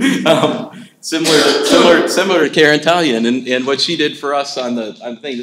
I mean, you know, when I think about this and think about people and families, this is what a lot of people like to do. And the people that like to do this aren't people who are irresponsible. And if they are irresponsible, we have a great code enforcement department and they will deal with them. A lot of work. I would like The to. only issue that I would have, you know, I'm not for this ordinance the way it's written. I mean, I would look at if I was ever to do anything of this thing, I would have to look at a size of a lot size. I mean, if you're looking to put these like in Camelot, people have them in certain parks and where they're right next to each other or on a regular type of a city lot. But Camelot wouldn't be, Camelot's a private development. We don't have jurisdiction over what Camelot does. So this would only be in no, it's not, but they have their own private restrictions. Lot space and everything else. You know what, I've gotten probably 10 to 15 phone calls about this, and everyone was against the ordinance itself. They don't want chickens in their backyard. And my district is probably the most compact district and some of the smallest lots. And my residents, basically, I haven't gotten one that was for it. People stop me on the streets. I've seen people in the grocery stores. They said, "What's going on with the city of Portage? We're not a farm community anymore. We're a thriving city." And if people want to grow or have animals, they should, especially farm animals, they should have them on a farm, or else, you know, have at least a stipulation where they should have at least an acre of land, an acre or two of land. And that's my sentiments. I'm going to go with what my constituents want. They do not want any type of farm animals in their backyard, whether it's 1 chicken, 2 chickens, or 4 chickens, or rabbits, or when you put a 4-H animal, there's cows that are 4-H animals. So you're going to allow them also in the backyard? No, it's restricted. Read it. But not only that, but what if I'm trying to sleep? Then the next door, I hear a chicken for a You're not going to hear Chickens don't make any noise. Yeah, but they draw other animals. When you have chickens, they draw other animals. Like they see a duck. If I have 2 ducks and there's ducks traveling over in the air, they may see them 2 ducks and land. I may have 30 ducks. Hang on. First of all, I want to let the council know this. Amanda can verify this, but we have not had one call at City Hall about the chickens. It was not passed. No, hang on. Typically, we get calls about everything. We haven't had one call about this. Everybody has called us to ask us if they could. We consistently get calls, probably weekly, asking us if they can. Hang on, Liz. And we're not talking about horses. We're talking about rabbits and chickens and ducks. I don't want chickens in my backyard. I understand. I don't want them in my neighbor's backyard. I'm just trying to declare, all I'm doing is clarifying, because you're bringing up different things, and I'm focusing on what the ordinance says. It's chickens, ducks, and rabbits. Call a question. All right. What is the difference between Sorry. someone having 2 chickens in their backyard versus someone having 3 dogs that bark 24/7? That's correct. It's just not even comparable. That's correct. And anyways. I'm calling for the question. All right.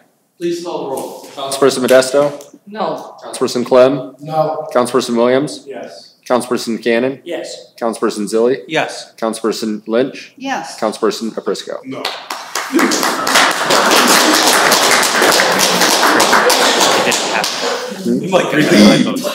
We can have chickens and rabbits. No. You gotta have 5 votes. First reading. Sorry. For everybody watching, we need some more. We need 5 votes. I just want to make sure. 4 at the next meeting. Oh my goodness. Wow. So hang on. I'm going to clarify this for everybody here. There was a motion to suspend the rules and a second to suspend the rules. When the rules are suspended, there has to be 5 votes, not the regular 4 for it to carry. So if you want chickens, if you want ducks, and you want rabbits, come to the next meeting and make sure the 4 people hold the line and we get it done. Or call Liz because she got 15 phone calls telling her not. Can I give your cell phone number out? I'm just kidding. You know what? I'm not kidding you. When I get a complaint, I'm going to tell them to call the mayor's office. Please do. Amanda, you're going to be getting some phone calls. We can handle those calls. All right. We have an introduction of resolutions. We have various transfers. Number 1. Resolution 18, whereas during 2017, the following temporary inter-fund loans were made, $850,000 from cable TV to general fund. Let the record show as read. That's motion to adopt. That's the. Whoop. We have a motion and a second. Hold on. So that's a different resolution. That one's not on the agenda. That one we may bring up under other business. The one that's in Dropbox is the one that's on the agenda. I have it up. Do you want me to read it? Sorry. Whereas certain extraordinary emergencies have developed since the adoption of the existing 2017 annual budget, so that it is now necessary to appropriate more money than was appropriated in the 2017 annual budget. Now, therefore, to meet such extraordinary emergencies, be it ordained by the Common Council of the City of Portage, Porter County, Indiana, that for the expenses of said municipal corporation, that the following additional sums of money are hereby appropriated and ordered, set apart of the several funds or fund herein named, and for the purposes herein specified, subject to the laws governing the same. Do I have to read them all? No. Let the record reflect this has been read in full. Motion to adopt. Second. So this is our, actually to close out 2017 to finalize the books on appropriation transfers. These are all just zero-sum transfers within funds. We have a motion to adopt. We have a second. All in favor say aye. Aye. All opposed? And then, Chris, do you want to go over the one? So there is a, hang on. I'm moving to new business, and this is under new business. All right, so there's a resolution printed in front of you. It's a temporary loan extension. The state law requires us to declare an emergency if there's any temporary loan. A temporary loan, by the way, is a loan between funds of the city. As you know, the city has maybe 30-something different funds that are kept separate. For money to go from one fund to another fund, we have to do a loan, temporary loan. That loan has to be repaid by the end of a calendar year. If it's not, to extend the loan, the city has to declare an emergency, and then you get an extra 6 months to pay it back. The general fund has a loan out it owes $850,000 to cable TV fund. We don't have the funds to pay that back at the end of the year, so we need to extend that out to June. We have is there a sorry, we have a TV to the general fund. Second. We have a motion and a second. Is there any further discussion? Please call the roll. Councilperson Modesto? Yes. Councilperson Clem? Yes. Councilperson Williams? Yes. Councilperson Cannon? Yes. Councilperson Zilli? Yes. Councilperson Lynch? Yes. Councilperson Prisco? Yes. All right, we have reception of remonstrances, public input, or any other business. Mr. Mayor? Sure. We do have an item under new business that I'd like to Sure, bring go up. ahead. I'd like to first defer to our attorney, Mr. Elwood. So at the December meeting, the council asked me to gather all records of the Board of Works purchase of some Ford trucks, I believe a 350 and a 550. So I sent a request. The city attorney assisted in providing those documents. I received them. I forwarded to the council copies of those documents. I've met with Councilman Williams regarding those documents and gotten some information on our purchasing policy and on state law. I believe we have signed. Ken, would you, before I go through that, would you give a copy to each of the people, to the media? Oh. Here? All right, I want to thank Attorney Elwood for his effort on this matter. It's not the most pleasant thing to have to bring up, but I think it needs to be brought before the council and made public. What I want to do first is for the board here, for the council, is go through how this packet was assembled. The first 4 pages of the packet include a summary report of facts, a list of vendors that were approached and given the opportunity to quote on these 2 vehicles that were requested by the street department, and in that I'm talking about the first stapled item, and also an email response to a question that I'll refer to in my comments. You'll also find some quotations and invoices on the product, on the vehicles that were purchased. The purchase was actually made from Lakeshore Ford, and you will also see a quote from Curry Motors on the same vehicles. So what I'd like to do is go through my summary report, and what I'm questioning here is the process, the purchasing process. Greg, did you want a copy of this? I don't know if you want to give him that.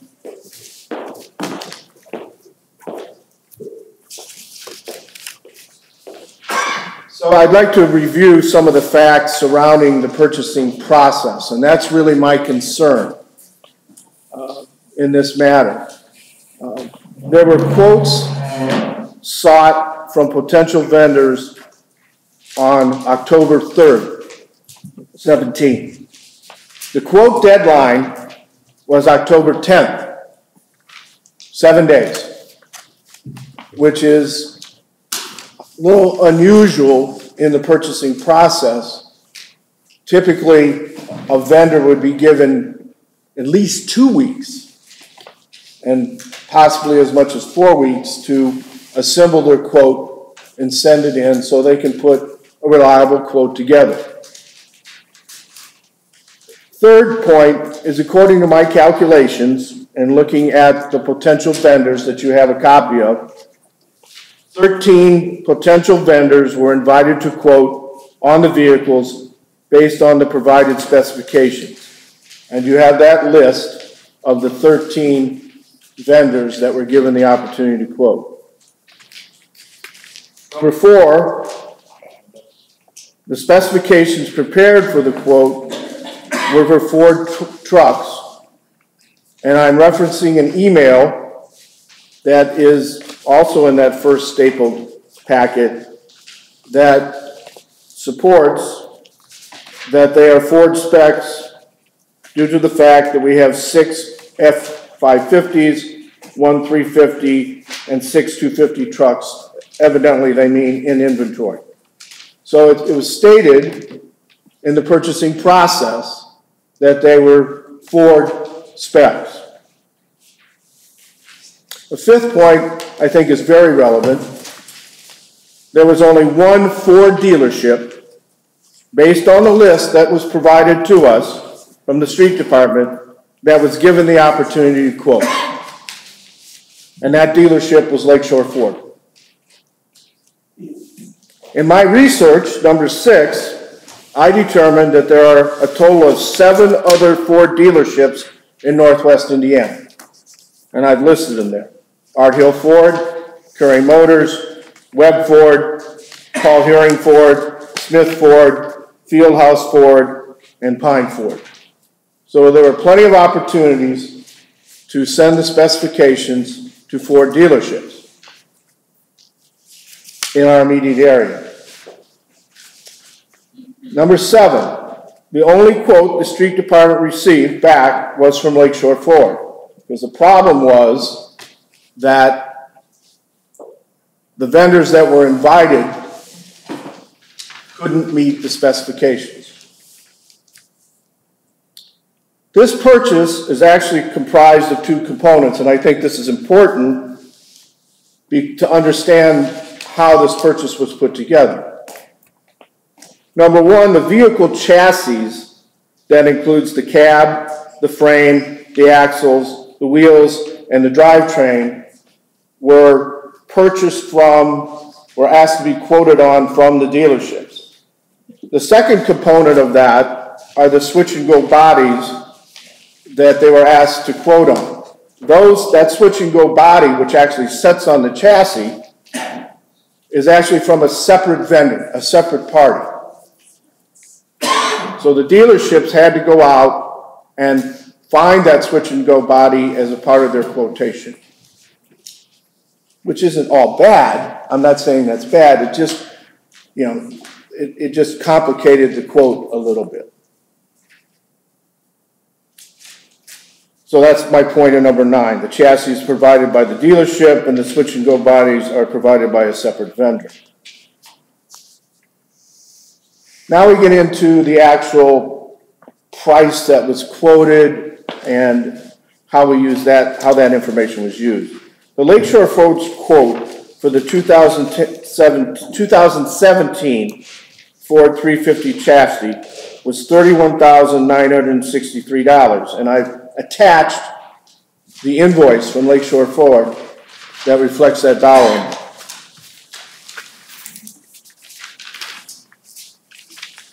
Number 11 on the second page, Lakeshore's quote for the 2017 Ford 550 chassis was $44,452. And the reason why I'm just using the chassis portion of this is because that's an apples for apples comparison. So at this point, I was curious. Because there are no other Ford dealerships that were given the opportunity to quote, I went out and sought a quote from another Ford dealership. So I secured a quote based on the specifications from Curry Motors in Valparaiso for both the F350 and the F550 chassis. Curry Motors provided the following pricing for the exact same chassis as Lakeshore Ford, except for the fact Curry Motors quoted 2018 vehicles. The 2018 Ford 350 chassis was $29,098.92. The 2018 Ford F550 chassis was $42,301.21. So comparing those, and I showed the math here in point 13, there was a potential savings by just going to one other Ford dealership of a little over $5,000 for those chassis, which is a significant dollar amount. So again, I'm questioning the process and the due diligence that went in to make these purchases. So I open it up to any questions that you have for me or comments. I got a question. That's a very good report you gave. Well, hang on a second. Can I just ask? Hang on, wait. No, not yet. I've got it right now, and then I'll go to you. I'm bullying you. The first thing is number 4 is not a correct point at all. The specification prepared for the quote were 4 Ford trucks. I do believe, if I read this properly, and I'm looking at the bid, what Councilperson Williams is responding to is a response from Randy Reeder to a particular vendor who asked him a question. So the initial bid that went out had said nothing about Ford trucks. Does everybody see that? So number 4 is not an accurate statement. I wouldn't agree with that, Mayor, at all, based on the email and what was stated by the street employment employee. It doesn't matter when he clearly says they are Ford specs. He responded to an email from somebody, but any of Harbor could have bid on this. How could Harbor not have bid on this? Can you respond? Yes. How could Harbor not have Harbor doesn't provide Ford products. There's no Ford on this. Well, you're twisting. I'm not twisting what is stated here very implicitly. I'm defending an employee who you're imputing his character. No, I'm not. No, you're misunderstanding that altogether, sir. I'm questioning the process. I think that Mr. Williams, by doing this work, has done something good that will help us widen where we send things to. At the same time, he doesn't have to do it, but he doesn't have to do it by impugning somebody's character. I think Steve Nelson would totally disagree with the way that this has gone down. I just have to ask. Can I just make a comment? Because I got stopped. You got the floor. Okay, let's make a comment. Steve Nelson, I respect you 100%. We go back 40 years. When Councilman Williams put this together, okay, he was at a Board of Works meeting. He gave the story. I don't think you were at the last meeting in December. And he had dialogue with Randy Reeder. I sent out a couple of emails in support of what Scott was doing, Mr. Williams, Councilman Williams. Regardless of the point, if we're going out in Ford specs, okay, Ford specs, now you disagree with that, it was Ford specs. We sent out to 13 vendors.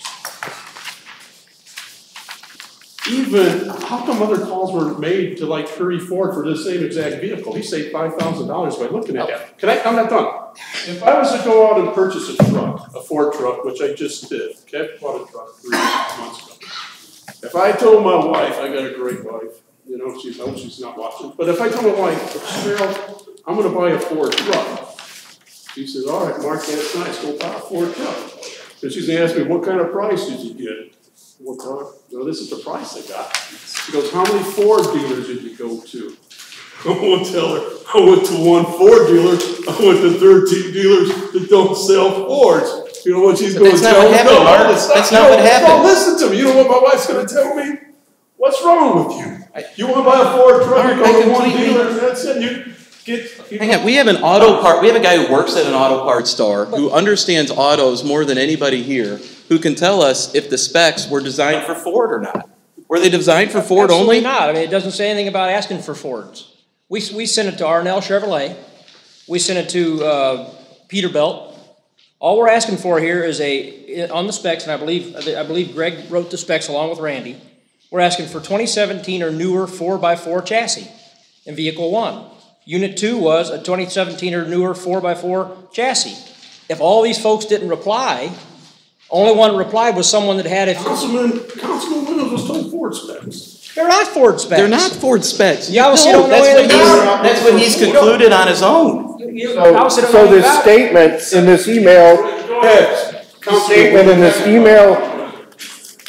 I'm reading this, unless I'm reading it wrong, it says they are Ford specs. It says it right there, very clearly. That is not the original email. You are reading a reply to an email. You're reading a reply to an email. Mr. Nelson, go ahead.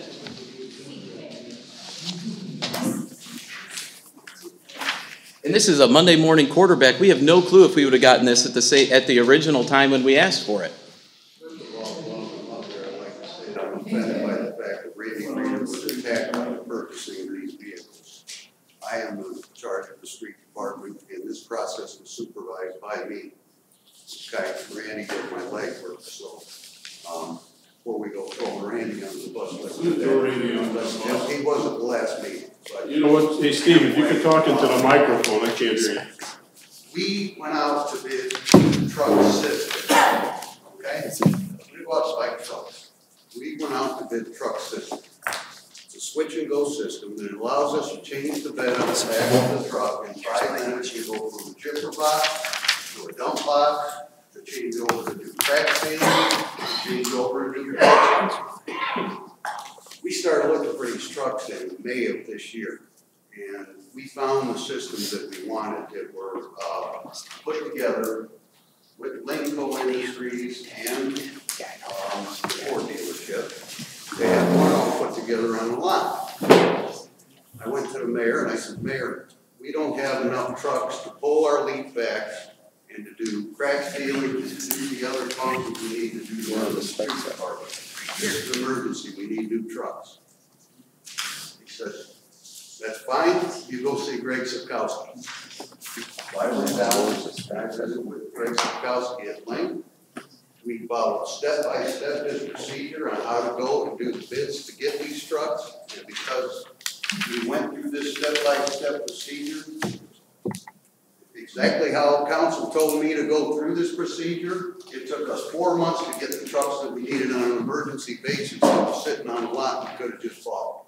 So we did more due diligence in the purchasing of these trucks than I've ever been through in my life to find something.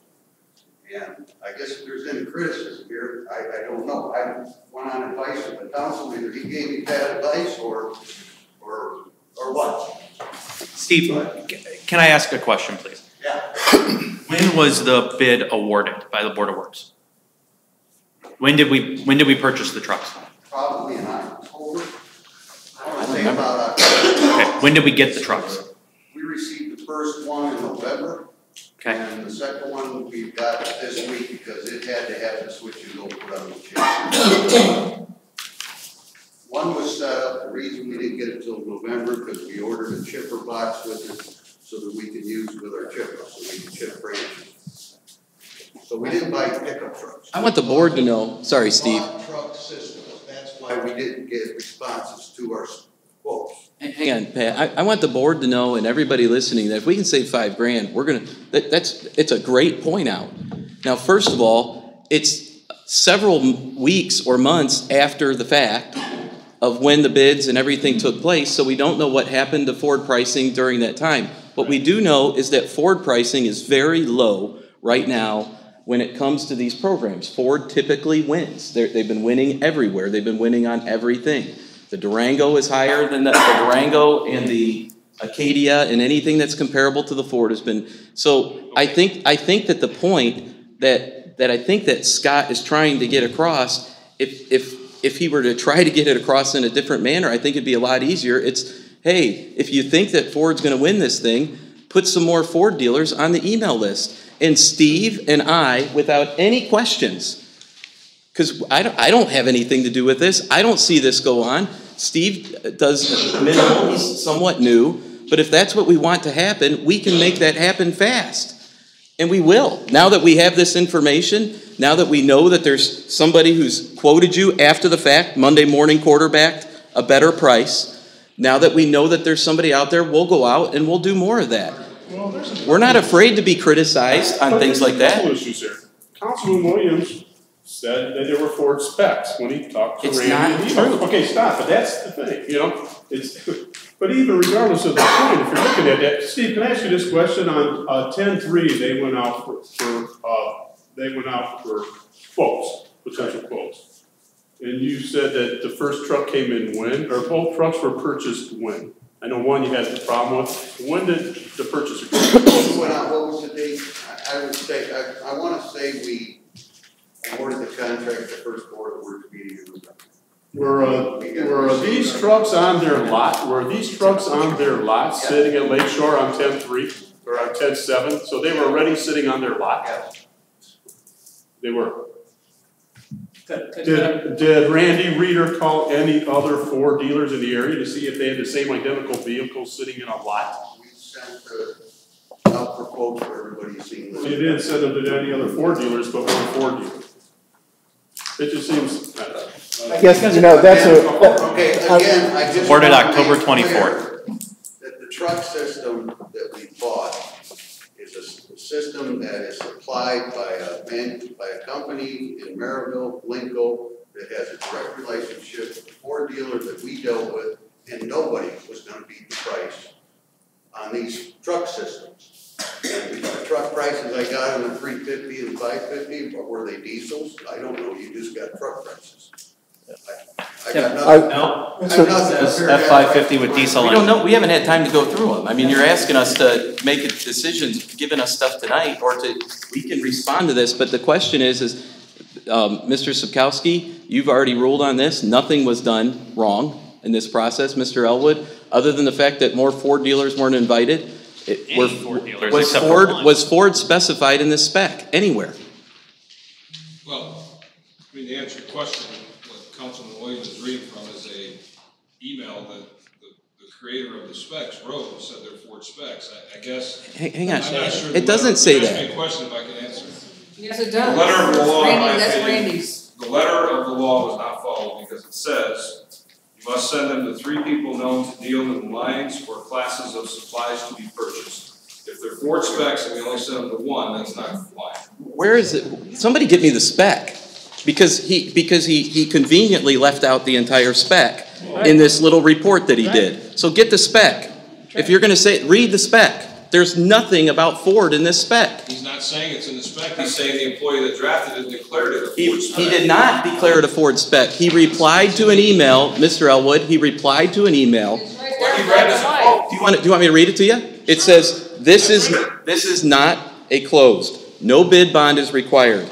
They are Ford specs due to the fact that we have 6, hang on a second, listen to me. We have 6 550s, 1 5 F350, and 6 F250 trucks, several 2500 series Chevy trucks, and a few Dodges. So we are very open That is the last, that is the last, no, listen to me. That is the last sentence. I know you like to shoehorn your opinions and make it fit what you want these people to say. It's a joke. You're being very rude to the city council attorney. It hurts my feelings the way you're yelling. I'm sorry it hurt your feelings, Mark. Really? You haven't been at the last, If I could. May I ask Mr. Nelson a I question? want to see the specs. Do you have a copy of the specs? Where are they at? They didn't send them. No, they did. He has them. Can I say something to try to Sorry, Pat. this discussion a little bit, please? I mean, Steve does an awesome job at this street department. He has picked up the morale at the street department and our employees that come out and do our services for us. And they do an awesome, awesome job. Randy and Steve shouldn't be in this heated discussion. This should be a discussion that I think it should go a little bit more private and get to the bottom of all this if there's any discussions on whether it's $5,000 difference or not. I was down at the street department today, and Steve, the concept of this truck makes $1 million worth of sense. Your game plan of what you're strategizing, how you're going to utilize this truck is awesome. It's awesome. We think so. I wish more people would have made some phone calls to you and found out why. But now, just because it's a Ford, if there's an argument there, I can completely support the argument if there's an argument. But as of just beating you and Randy up right now because it's such this and that and the other norm email, I think we should isolate you and Randy from this. And I'm asking at the time this council to ease off our street department and the personnel of it and direct it towards the executive office if there's issues. I understand. If we could do that, please, instead of here in public and beating up our employees. It knocks the morale down. Amanda, I have it right here. I have the spec that was emailed, so it's on. Have you gotten the review of the spec that was emailed? I think this can slow down. Yeah, I reviewed the entire thing, Mayor. Nobody said the specs say Ford. Thank the you. email says Ford. Thank you. Hold on. The emails from Ken. the draft of the spec says Ford. Hold on, let's not be disingenuous. And it also says at the end of the email, to the Chevy dealer, we are open to all options. The other thing that's important here Read is the whole thing. this is not an attack on Steve Nelson or Randy Reeder. Thank It you. never was. Thank you. Mr. Williams mentioned the process. We've talked always about the Board of Works. Randy Reeder and Steve Nelson didn't purchase these vehicles. That's why I just wanted to The Board of clarify. Works Thank did. you so much. So I agree with you 100%. Yes. They Thank do you. a great job. But the Board of Works relies on council, so you're saying he did it wrong. Nope. I'm sure Greg didn't decide which 13 people get sent to. That's not how specs work. And they draft the specs, they draft the documents. Steve the and employees Randy decide. Reeder and Steve Nelson decide who gets the specs. Before the Board of Works approved it, they should have looked at who was sent these specs, and they should have looked at how many Ford dealers were sent the specs. Just as Mr. Williams did. Sure you did that back when you were sitting on as the attorney. Hold on, let's just not be disingenuous. Hold on. That was uncalled for. Hold on. I'm sorry. Very uncalled for. Hold on, let's not be disingenuous when we talk about these emails. Mr. Nightingale, which I know Chad pretty well, he responded back to an email that Randy sent on the 3rd. He responded back on October 4th. This is what he said to Randy. I appreciate the feedback. I will see what we have on the Peterbilt side. Ever since GM got out of the medium duty game, we have been a bit disadvantaged with the price standpoint. So at that point, he thought it was Peterbilt specs. I have been successful in the NJPA side on certain Peterbilt specs for municipalities. Have you participated in cooperative purchasing with NJPA in the past, is what he's asking Randy. I look forward to getting an opportunity to work with the city of Portage. This is Peterbilt. Thanks, Truck Sales, Great Lakes Peterbilt, Chad Nightingale. So then later on, Randy says, Chad, it is not closed. No bids are required. They are Ford specs due to the fact that we, City of Portage, have 6 F-550s, 1 F-350, and 6 F-250s. Several 2500 series Chevy pickup trucks, which is equivalent to a F-250, and a few Dodges. So we are very open. Thank you, Randy. So we are open to the Dodges and the Chevrolets. And Nightingale sends out saying this is on the Peterbilt side. So let's not be disingenuous in saying that it's only Fords. They did not ask for Fords. We wouldn't have sent it to Peterbilt because they don't sell Fords. They sell Peterbilts. If GM's out of the business, why do we send it to Ford GM business? We don't know that. We don't know that. Did you know that until you read this? I didn't know that. Didn't we buy garbage trucks from Peterbilt before? What's that have to do with? I'm just trying to think of past business with Peter. Okay, that's fine.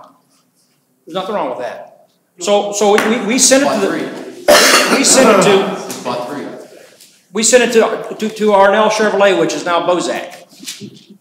They don't have anything bigger than the 2500 HD. That's the biggest they have. They don't have a 3500 HD anymore. That would fit this bed. Does anybody here know how the switch and go process works? But Mr. Nelson. Can we direct this to Mr. Williams? He's the one that drafted this. Here's my, I think we can wrap this up for tonight. No, what you have to do is stop being disingenuous. I'm not being disingenuous. Yes, you are. The process was done right. You're talking about the process. No, I don't think right. It was a slam dunk. The whole thing was a slam dunk. On 10-3, you go off, or on 10-3 you go off for bids. You say on 10-10 a week later, you don't give anybody an opportunity. A week later you said, that's it.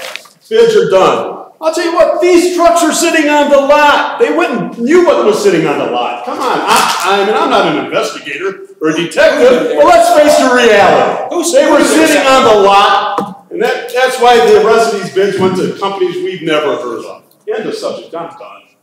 Come on, Harbor's on Route 6, just so you know, if you never heard of them. Yeah, I've heard of them. I've heard you said you haven't heard of them. The whole thing's phony. Ratings, you don't know that, Ken.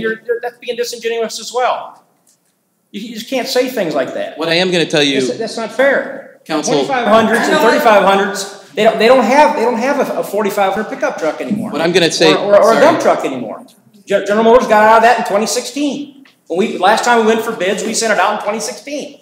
We didn't know in 2017 they no longer made those vehicles. Mr. Cannon, I'm going to be able to, Mr. Williams, I will tell you this, and I'll tell the council this, that I will make sure, because Fords tend to be winning the bids right now on a regular basis, we'll make sure that more Ford dealerships are added to the list. We need to make sure that Tom, Chief Pfeiffer, because you order Fords, Jenny, because you get Fords, and because, who else gets Fords? You do. Chief Williams gets Fords. The police chief will make sure that we get more Ford dealers put on the list. That's a step in the right direction. Thank you, Mr. Mayor. But thank you. And I just want to make one point in the closing remark, that if that vendor list was truly a bona fide list, we would have gotten more quotes back. We only got one.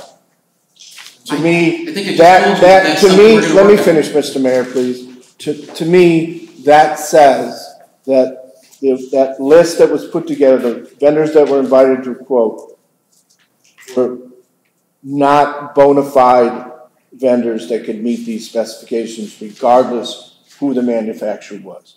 And well, the Board of Works attorney disagrees with you. Yeah. I have a quick question. Sure. Can we look into the specs request XLT trim or similar?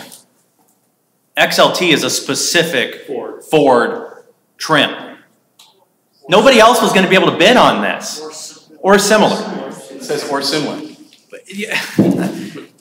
How do we set, we know we're going to ask for a Ford. Listen. And we send this to one Ford dealer, the Ford dealer that just happens to have provided 3 Fords in the past 2 months to the city.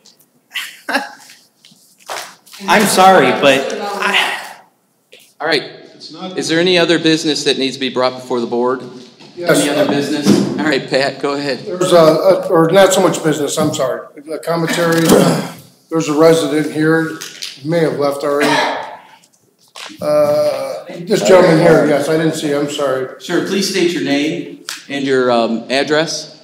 My name is Filemon Chavez and I live on 5869 Central Avenue. And the reason that I'm here is that I want to relieve from the sewer bill. I purchased this property, it's in front of my house, and it's used to be stored. And it's been vacant for over 4 years.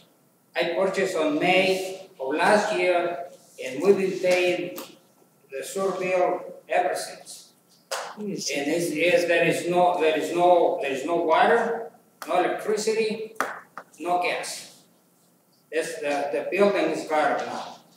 Thank you. Mr. Elwood, can you help him when we're done with this? That's a USB issue, so I'll talk with you after the meeting. Thank you. Is there anybody else here to speak reference to anything, Mayor? This is public commentary. You get to come up to the mic, you get to state your name, you get to state your address, and you get 2 minutes. And I don't time you. I'm the arbitrator of the time. How are you doing, Mr. Oroyo? How are you feeling? Good, sir. Good. Good evening, Mr. Mayor, council members, people of our community. My name is John Oroyo. I live at 2569 Contact Street, located in Port Louisiana. I'm a proud resident of this city. Many people I heard many positive comments this evening. I'm the vice president of the Portage High School Booster Club. We got kind of like drafted into this at the last minute because of some circumstances that arose out of the school, which I don't care about. You know, because it's not about the board. It's about the kids. It's about the programs. So therefore, I heard today from some of the people in here in the audience, it takes a village. So therefore, I'm going to allow council members, Mr. Mayor, members of the community to put their money where their mouth is. Okay? Our big event that we have at Portage Boosters is coming up. We've already contacted Councilman Briscoe. He's always been a great supporter of it. Attorney Elwood, I know the city has also throughout the years. But also we are having our Cabin Fever event, which is February 24th, 2018. It's going to be here in this building down here at Woodland Park. I want to see this building jammed because I want to see people support. You know, I've got a letter here very quickly. I'll read it from Fred. Fred Joseph is the new athletic director at Portage High School. And he's there, and approximately they have 650 student athletes participating in 22 different sports in grades 9 through 12. You heard the mayor say this evening how many accomplished student athletes that we have that we're going to be recognizing this year. That happens because of commitments to parents through the students themselves, the coaches, the city standing behind them. This event here provides money throughout the year for the smaller groups, like the swimming team, the cross-country team, the track team, okay? The big money guys bring their money in. The football guys, you know, Coach Baker does a good job with his Wrestling Booster Club. But nonetheless, this is your opportunity. And we'll have the information. I'm going to give a packet to each of the board members this evening. And we're going to have the flyers coming out here very quickly here on our webpage, through the Chamber's webpage. And they're really out there right now. We're running against the gun. So that's the reason I took time out this evening, because it's that important to me. Mr. Oroyo, when's the event again? February 24th, and it's going to be here at the place here. Amanda, can you make sure that we post it on our websites? And then, Mr. Oroyo, I'm in, so I'm getting my tickets from you. Very good. Because I'll have 20 people ask me on Facebook, and I'm going to say, somebody came to the council meeting to ask me, I've got them. It's from 7 to 10. And we're going to have a lot of great events this year. You can still buy the cup to drink beer, you know, but this year, in the price of the ticket, it's all the beer and wine you can drink. Thank you. How much are the $35. I'll see you that night. How much are your tickets? The tickets are $35, and we're trying to sell as many tables as we can. For a table of 10, it'd be $350. For 8, it's $280. And then if you buy a table from Councilwoman, at that point, you can designate yourself as a team captain, and you're involved in a separate type raffle out there. Thank you for your time. You say you got brochures or a packet here Yes. tonight? Good. Marco's going to donate a huge basket for the event. I've already taken care of it. I think my wife sent a check. No, I want a big basket with lots of cool stuff in it from you. Well, I'm just afraid that he's going to bring ducks by my house tonight. I really am scared. All right. Please state your name and address, and I know you have the little red mailbox. All right. Red engine. My name is Beto Barrera. I'm at 2861 on Fern Street, here in Portage, Glen Rose subdivision. I just for the record, I am in favor of the Chicano. Saying that, I'd like to move on. First one, besides the councilman. I would like to, first of all, start thanking people for working on this ordinance that was passed here today. In particular, the family, neighbors, a lot of friends, and the LGBT community that was very much involved. Also, the gentleman from the UAW Local 558 who was here earlier, but I think the chicken almost chased them away. Also, Ms. Wilma Vasquez that is here with us today.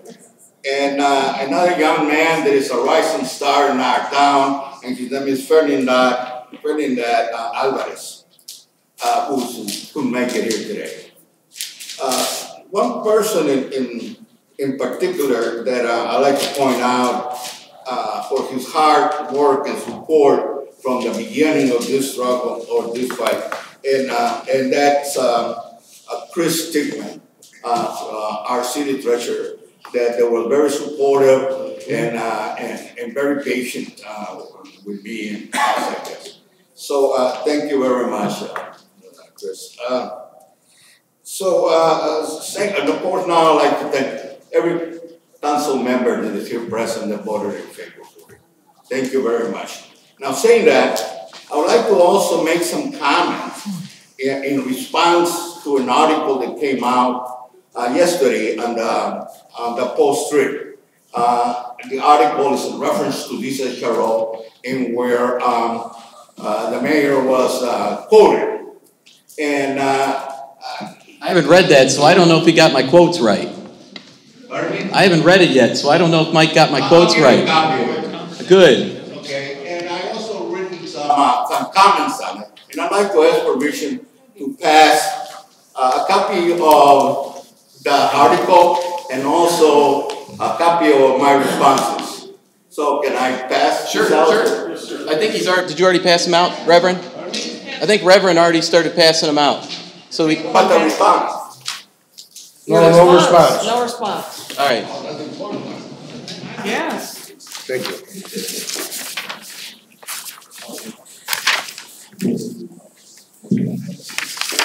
Thank you, and I'm giving you more than 2 minutes. If it's a beat up the mayor, you get more than 2 minutes. Oh, thank you. Oh, you have one already. Thank you. Thank you, Manny. Okay, okay. There we go. You good? Mike, you did a good job with my quotes, man. You picked them out. You picked them out well, Mr. Gonzalez. Okay, now everyone now has a copy you can read later. But I'd like to point out this, some of my responses to what I believe there were racist comments by the mayor on this article. The mayor, Snyder, stated in the article that Portage does not need a human rights ordinance. We need a roads paved, a garbage pickup. We have real concerns. To me, in my opinion, this is a racist comment from Mayor Snyder, which doesn't believe that the human rights ordinance that provides protections against discrimination are a real concern. So, and this is a direct insult, I believe, in all the protected classes within this ordinance that we want to pass. All minorities, women, and religion status. Also, Snyder said that Portage does not need a human rights ordinance. No one or nobody has come to us and said that they were discriminated against. And this reminded me of an old movie that some of us, or I think most of us have seen, which is called The Field of Dreams with Kevin Costner. When someone, as you can recall in the movie, when someone suggested to him to build it, which the main thing was a baseball field, and if you build it, they will come. If we educate people about their rights and responsibilities under the law, they will come. Also, the mayor had said, also commented that the Democratic leaders have done nothing but appoint all men to boards, and he has fixed that. I have fixed that, I quote. It is in my character to be inclusive. I question inclusive by kicking out older citizens from city boards. This comment is the most gross, offensive, and ageist comments I have heard in a very long time.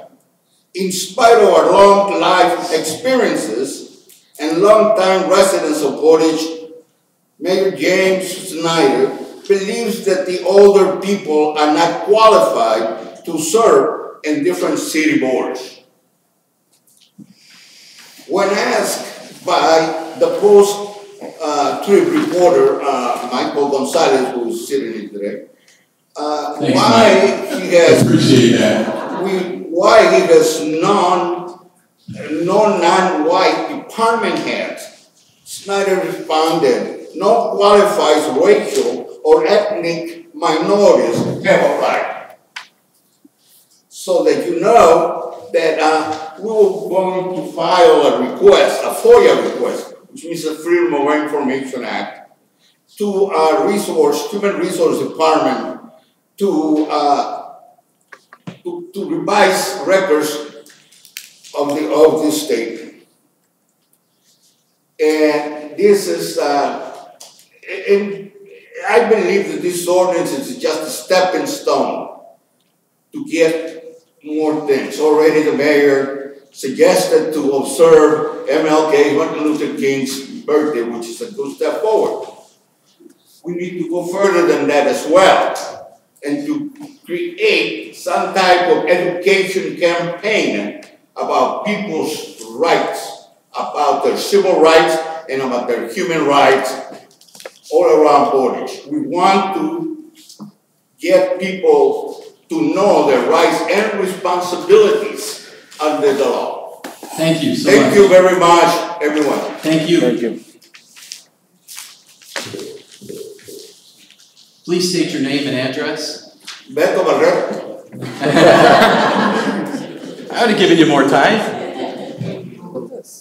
My name is Pastor Edward Sims. I'm the pastor of Victory Life Church at 756 McCaskill Street here in Portage. And I stand to make a few comments about the ordinance that has just been proposed to put into action. I just read it. I read it thoroughly through. Quite sad in this day and time that this is so lightweight, and it is saddening to me and offensive that it would be treated as such. Being an African American and the pastor that currently sits on many of different diverse boards, I'm the president of the Coalition of Pastors of Northwest Indiana and the treasurer for the Twin City Ministry Alliance. I've worked with Maryville real hard and diligently over the years to establish the diversity committee, even in the school district. I've heard some good things, and I've heard some things that sadden me. I think what saddens me about this article that is proposed is that just sitting here, and I just kind of took a note, that it seems that the ordinance that the school is asking for have more foundation than what you're asking for as far as the human rights enactment to be put into law in the city of Portage. Maybe some of you never experienced racism. I have. I experienced it when I bought the building at 5686. The day that I purchased the building, and Amanda was there. I met her at the thing. She's a very sweet person. She treated me very kindly that day. But there were two gentlemen that sat in the audience and bidded against me because they didn't want a black to buy the building that had been sitting up 3 years empty. And when I did catch it and caught that they had placed someone in the audience as a scammer to run the bid up and asked for them to call the police and stop the bidding process, because I had sense enough to bring 3 of my other guys who are my armor bearers that sat there and listened and heard when the gentleman ran out of money and they couldn't stop the bid. I never made a squawk about it because the guy got up and left before we could get law enforcement there. I did win the bid, but I won it through anger, and I said to them that day, I didn't come here broke, and I didn't come here begging, and if he wanted it, he was going to have to pay for it. I bought a building that was valued at over what I paid for it. I was lucky enough to get that church for $60,000 with 2.5 acres, which to me was a steal. It's now valued with last estimate and insured over $1.something million. I told the mayor the first time I had the opportunity to meet him, Amanda had told me to come and to meet him, and I went there and met him in his office, and I shared with him that I was from Northwest Indiana, and we had some kind of words he had in spill, and I let him have it, and I just let him, you know, he had some from, I'll say this, Lake County has a reputation, and so it was kind of brought up like that. We laughed it off and made it so, but I was sincere in my efforts, and I said to him sitting in his office that we were going to make sure that this is one of the best churches in the city of Portage. I personally put over $290,000 of my personal money into that building. But the racism that we experienced even in purchasing it, whether the town or any of the officials are aware, it is alive and it is well. I end up winning those gentlemen over with my personal persona, working with them, being diligent to them, to both of them. Fell in love. One moved to Florida, he passed this past year, and the other one moved to Oakwood just a couple of months ago. But we became great friends. After we broke down the barriers, they were afraid. They were literally afraid that African American people were going to come in and bring their property value down. And I assured them that that's not what we were going to do. I followed every letter of the law in improving that building down to the T. And I made sure that it was done right. I made sure that we've been good neighbors, because I don't want people to be afraid. We're not here to hurt, we're here to help. And that's what we are about. And until diversity is, the effects of diversity is understood from someone else's point of view who may not have ever experienced it, you'll never understand how sad and how hurtful it is. I looked at this ordinance, I said, what is the repercussions if someone does do something? This is really not worth the paper it's on, because there's no penalty. Where do we go to if someone does this? If we go back to the town, what are you going? What's to stop a business from coming in and have this underhanded idea that they won't hire blacks? They move to Portage because they want to get away from them. If not, they ban Gary. Gary gives land away. They'll give land away. So my thing is, this is pretty much not worth much of anything. It isn't, because it has no definition to if something like that happens, where do we go? Pastor, thank you. And what you can do when we haven't seen each other for a while, set something up with Amanda, and you've gone through this before. I'd be happy to work with you. Okay. All right. And I would suggest that you set up some diversity committees. Sure. There's a lot of money for cities. I don't have to tell you, you guys should know this. There's a lot of money to invite diversity, because people want to come where money's going to be spent. We'll get together and we'll talk. It's good to see you. And sorry, go ahead. I'm just I remember you coming in. I'm really happy you're doing well. It's been a while. It's been too long. And get something set up with Amanda, and we'll get together. We'll go to lunch or something. Thank you. All right, Pastor. Thank you. I just want to tell you thank you. You did an excellent job, and I think you did. You see the heart. Thank you. Reverend Michael Cooper, 5455 Clem Road. I'm here to say how disappointed I am in the City Council for the one-page document labeled a human rights ordinance that it adopted tonight. What started the journey as a 22-page document presented to the Ordinance Committee that included not only compliance, but the vehicle through which we could foster inclusion in our increasingly diverse city.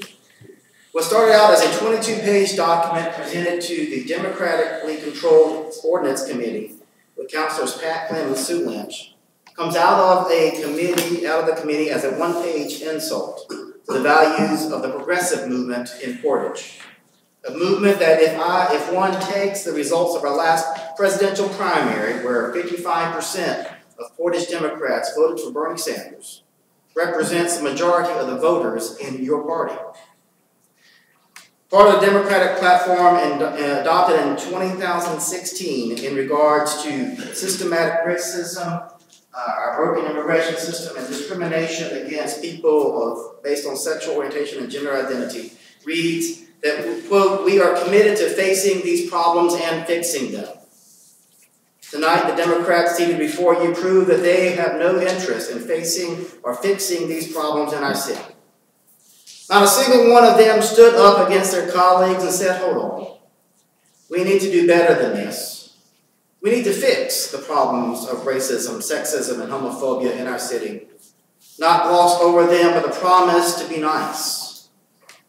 Tonight, not one of our city councilors stood up to fight for a more inclusive Portage with a comprehensive plan to protect the basic human rights of all persons in our city. I was there when our clerk, Chris Stidman, presented that first comprehensive and amazing draft, as Beto and I and many others were involved with Chris in his draft. When Chris presented that first draft to the committee, and I was shocked at the amount of disrespect that an elected Democrat in this city was given by his Democratic colleagues that sit on this council. City councilors that didn't give the ordinance a chance, saying they only liked, quote, the cover page. And this is exactly what they gave to the people of Portage, a cover page. I ask the council to reconsider this injustice and give the people of Portage the assurance that you are committed to facing and fixing the problems by adopting a more comprehensive human rights ordinance for our city. Thank you. I have something to say. Thank you. Is it in response? I'd rather, can we keep going, or, sorry, Pat, can we keep going, do you mind? No, I would like to respond. All right. I'm going to defend the tax dollars of our community, of all groups or ethics, religions, race, sexuality. If you live in Portage, Indiana, and you pay taxes, it will be utilized for your services, which the city provides. I am not good. This bill or this ordinance came in wanting the tax dollars to pay for their attorney fees while they go around and feel when they're discriminated at any moment and say, okay, I'm going to go file a charge and I want the city tax dollars to cover the attorney bills. Our tax dollars are not made and designed in this community, and I support, to pay attorney fees because you feel that you've been neglected in our community. We have state and federal guidelines, constitutional. That's their job. We're not here, Big Brother. If there's complaints that's brought to this city, to me as a council or an ordinance, and I would hope the executive office will do the same, that if there's been an investigation from any one of these agencies that's brought to our community's attention and said, you have a business that's treating individuals as such, I think it would be handled in a very proper and professional fashion. You got it. You got it, Pat. And I don't think it's up to our taxpayers to do the research to find where if there's a guilty party or not. That's wrong. And that's just what I just heard up there, that's what was asked. I read that thing in entirety. A 22-page civil rights ordinance is not the taxpayer's responsibility. We don't pay attorney fees to protect one over another. If there's a business doing that, go to the proper authorities, file a complaint. If those authorities contact us as a community and says we find these are warranted, we'll handle it. Thank you. Believe me. Thank you. I will see that it's handled. Mr. Holman, please state your name and address. Bob Holman, 3017 Wood, Portage. You're making that mic go crazy. Sorry. What? I'm trying to ease you up. You're making that mic go crazy. It's making some... Okay, well, I'm going to make this short. I got a laundry list here of things I'd like to discuss, but I'll get right to the meat, maybe a couple of potatoes. The meat of it is I'm asking for the city council's resignation to the Utility Service Board. because it's clearly a conflict of interest. When your first course of business is to stick your hand in the till and vote yourself huge raises and come back here and rubber stamp it, that's a conflict. Scott, can I'm gonna butt in a second. The council, Bob, sorry, the council has worked tirelessly with the utilities. They've done a lot of work. Every board member has done a lot of work. And I think they're gonna have an executive session in February to discuss some things that are going on. I'm anxious to see what comes of that. I'm just asking you very kindly. It's going to be dealt with. It's going to be talked about. But hang on. I'm defending them. Listen, I understand what you're saying, and we heard you. I'm defending them, saying that they've all worked really hard. Go next. All right. Well, I attended the Utility Service Board meeting last Monday, as all of you know. One thing is you're getting ready to engage in the same kind of type of bidding that Mr. Williams is discussing with the street department of what they did with the trucks. Scott, I'm doing it to you. Scott, Bob, I'm doing it twice now. I think we've had a long discussion about this, and I appreciate you being up here. I think that Scott gave some good points that we're going to listen to. I wish he would have. Ready to bet out apples for oranges for peaches. What's that all? I'm assuming that since he's had this discussion here today, that he's going to make sure, as the chairman, that his board does it well. And what I'm trying to do is keep this short. And I'm not trying to cut you off because we're friends, but I want to keep moving. And I'm telling you that I think that we're all trying to do things better. That's our goal. And you being here and calling everybody out, we want to do it better. We want to do it right, and we want to do it better. So thank you. What's the next one? Well, I just want to mention something about the lakefront. Has anybody contacted any federal lawmakers? Yes. So they could get the Army Corps of Engineers involved in that? Yes. The reason we need to build, it's a really good point. And so the Army Corps of Engineers has to do, by federal law, has to do the most efficient practice, the most cost-efficient practice that the local law has. So if this bill passes the Senate and it requires the Army Corps to put the sand on the beach, they're going to commit the money to do it. So, but right now, the state law doesn't push to have that done. And because the state law doesn't push to have that done, the Army Corps is not allowed to put it all the way on the beach. So when this isn't what they did out there, not what they did, what the state of Indiana did. The state of Indiana built the port wall, so that's the state of Indiana. Yeah, but what I'm telling you is that's why we need this bill passed. So we need everybody's help. I'm glad we get to finish where we started. We need your help to get this bill passed because it'll help us get the federal funding that we need. All right? Thank you, Scott. Or I keep calling you Scott, Bob. Why? I guess I'm on your sorry. It's because I got Scott two doors down. All right. One other issue real quick. Oh, I was hoping we get to end on the lakefront. Go ahead. I was at the Utility Service Board meeting, and they appropriated some funding last Monday for drainage over on Downby Road that had to do with the Central Avenue project. And Mr. Chris Devlin, I quoted him as saying in one of the council meetings that he didn't want to use federal dollars because there was too many strings attached to it. And he said that he didn't say that you said it. I did my research. Mr. Stebbin, if you would like... Hang on, Bob. Hang on. Before you come up, I did say that. I'm 100% against using federal funding on Central Avenue West. Why? Because they require us to do land acquisition. They require us to build bigger roads than we need. We're acquiring land according to this. We're acquiring land where we need it and what we need it for. There's still some spots that we need small portions. There's many parts that we don't need to buy.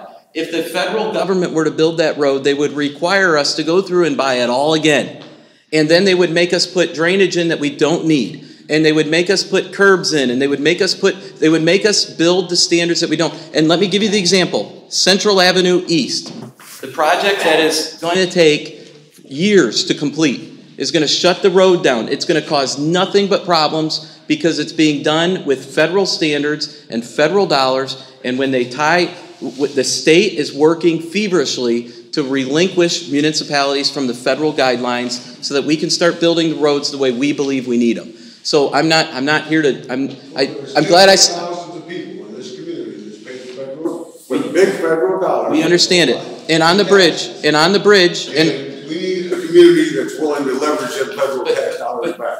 we're not leveraging the money. The money is killing us. Eric's not afraid to get it, neither is Hank. Hang on. Or is Chicago. All of those communities that are doing it, if they choose that it's the right thing for them, that's great. When we have done the cost analysis, the federal guidelines bury us. And it costs us more money. Well, why are we putting the burden on, it costs us more money to put the burden. Bob, come meet with me, come meet with me, come meet with me, and I will show you Central Avenue East, and I will show you Central Avenue West, and I will show you the differences in costs, and it'll open your eyes. And I want to do it with you because I think that I'm not trying to, I'm not here to defend everybody. I'm not here to defend everybody. It's like you argue. But the point is that the Central Avenue West project, I intend to have a town hall meeting soon on that very topic to explain it to everybody because it's complicated. It's important that we hear it. And we need to know when it's right to use federal money, and we need to know when it's not. A lot of times federal money will pay 100% of trails, and that's great because then it costs us nothing. But when they get into these 80-20 things, they bury us. And I'll explain it to you, all right? We'll go to lunch over it. Deal?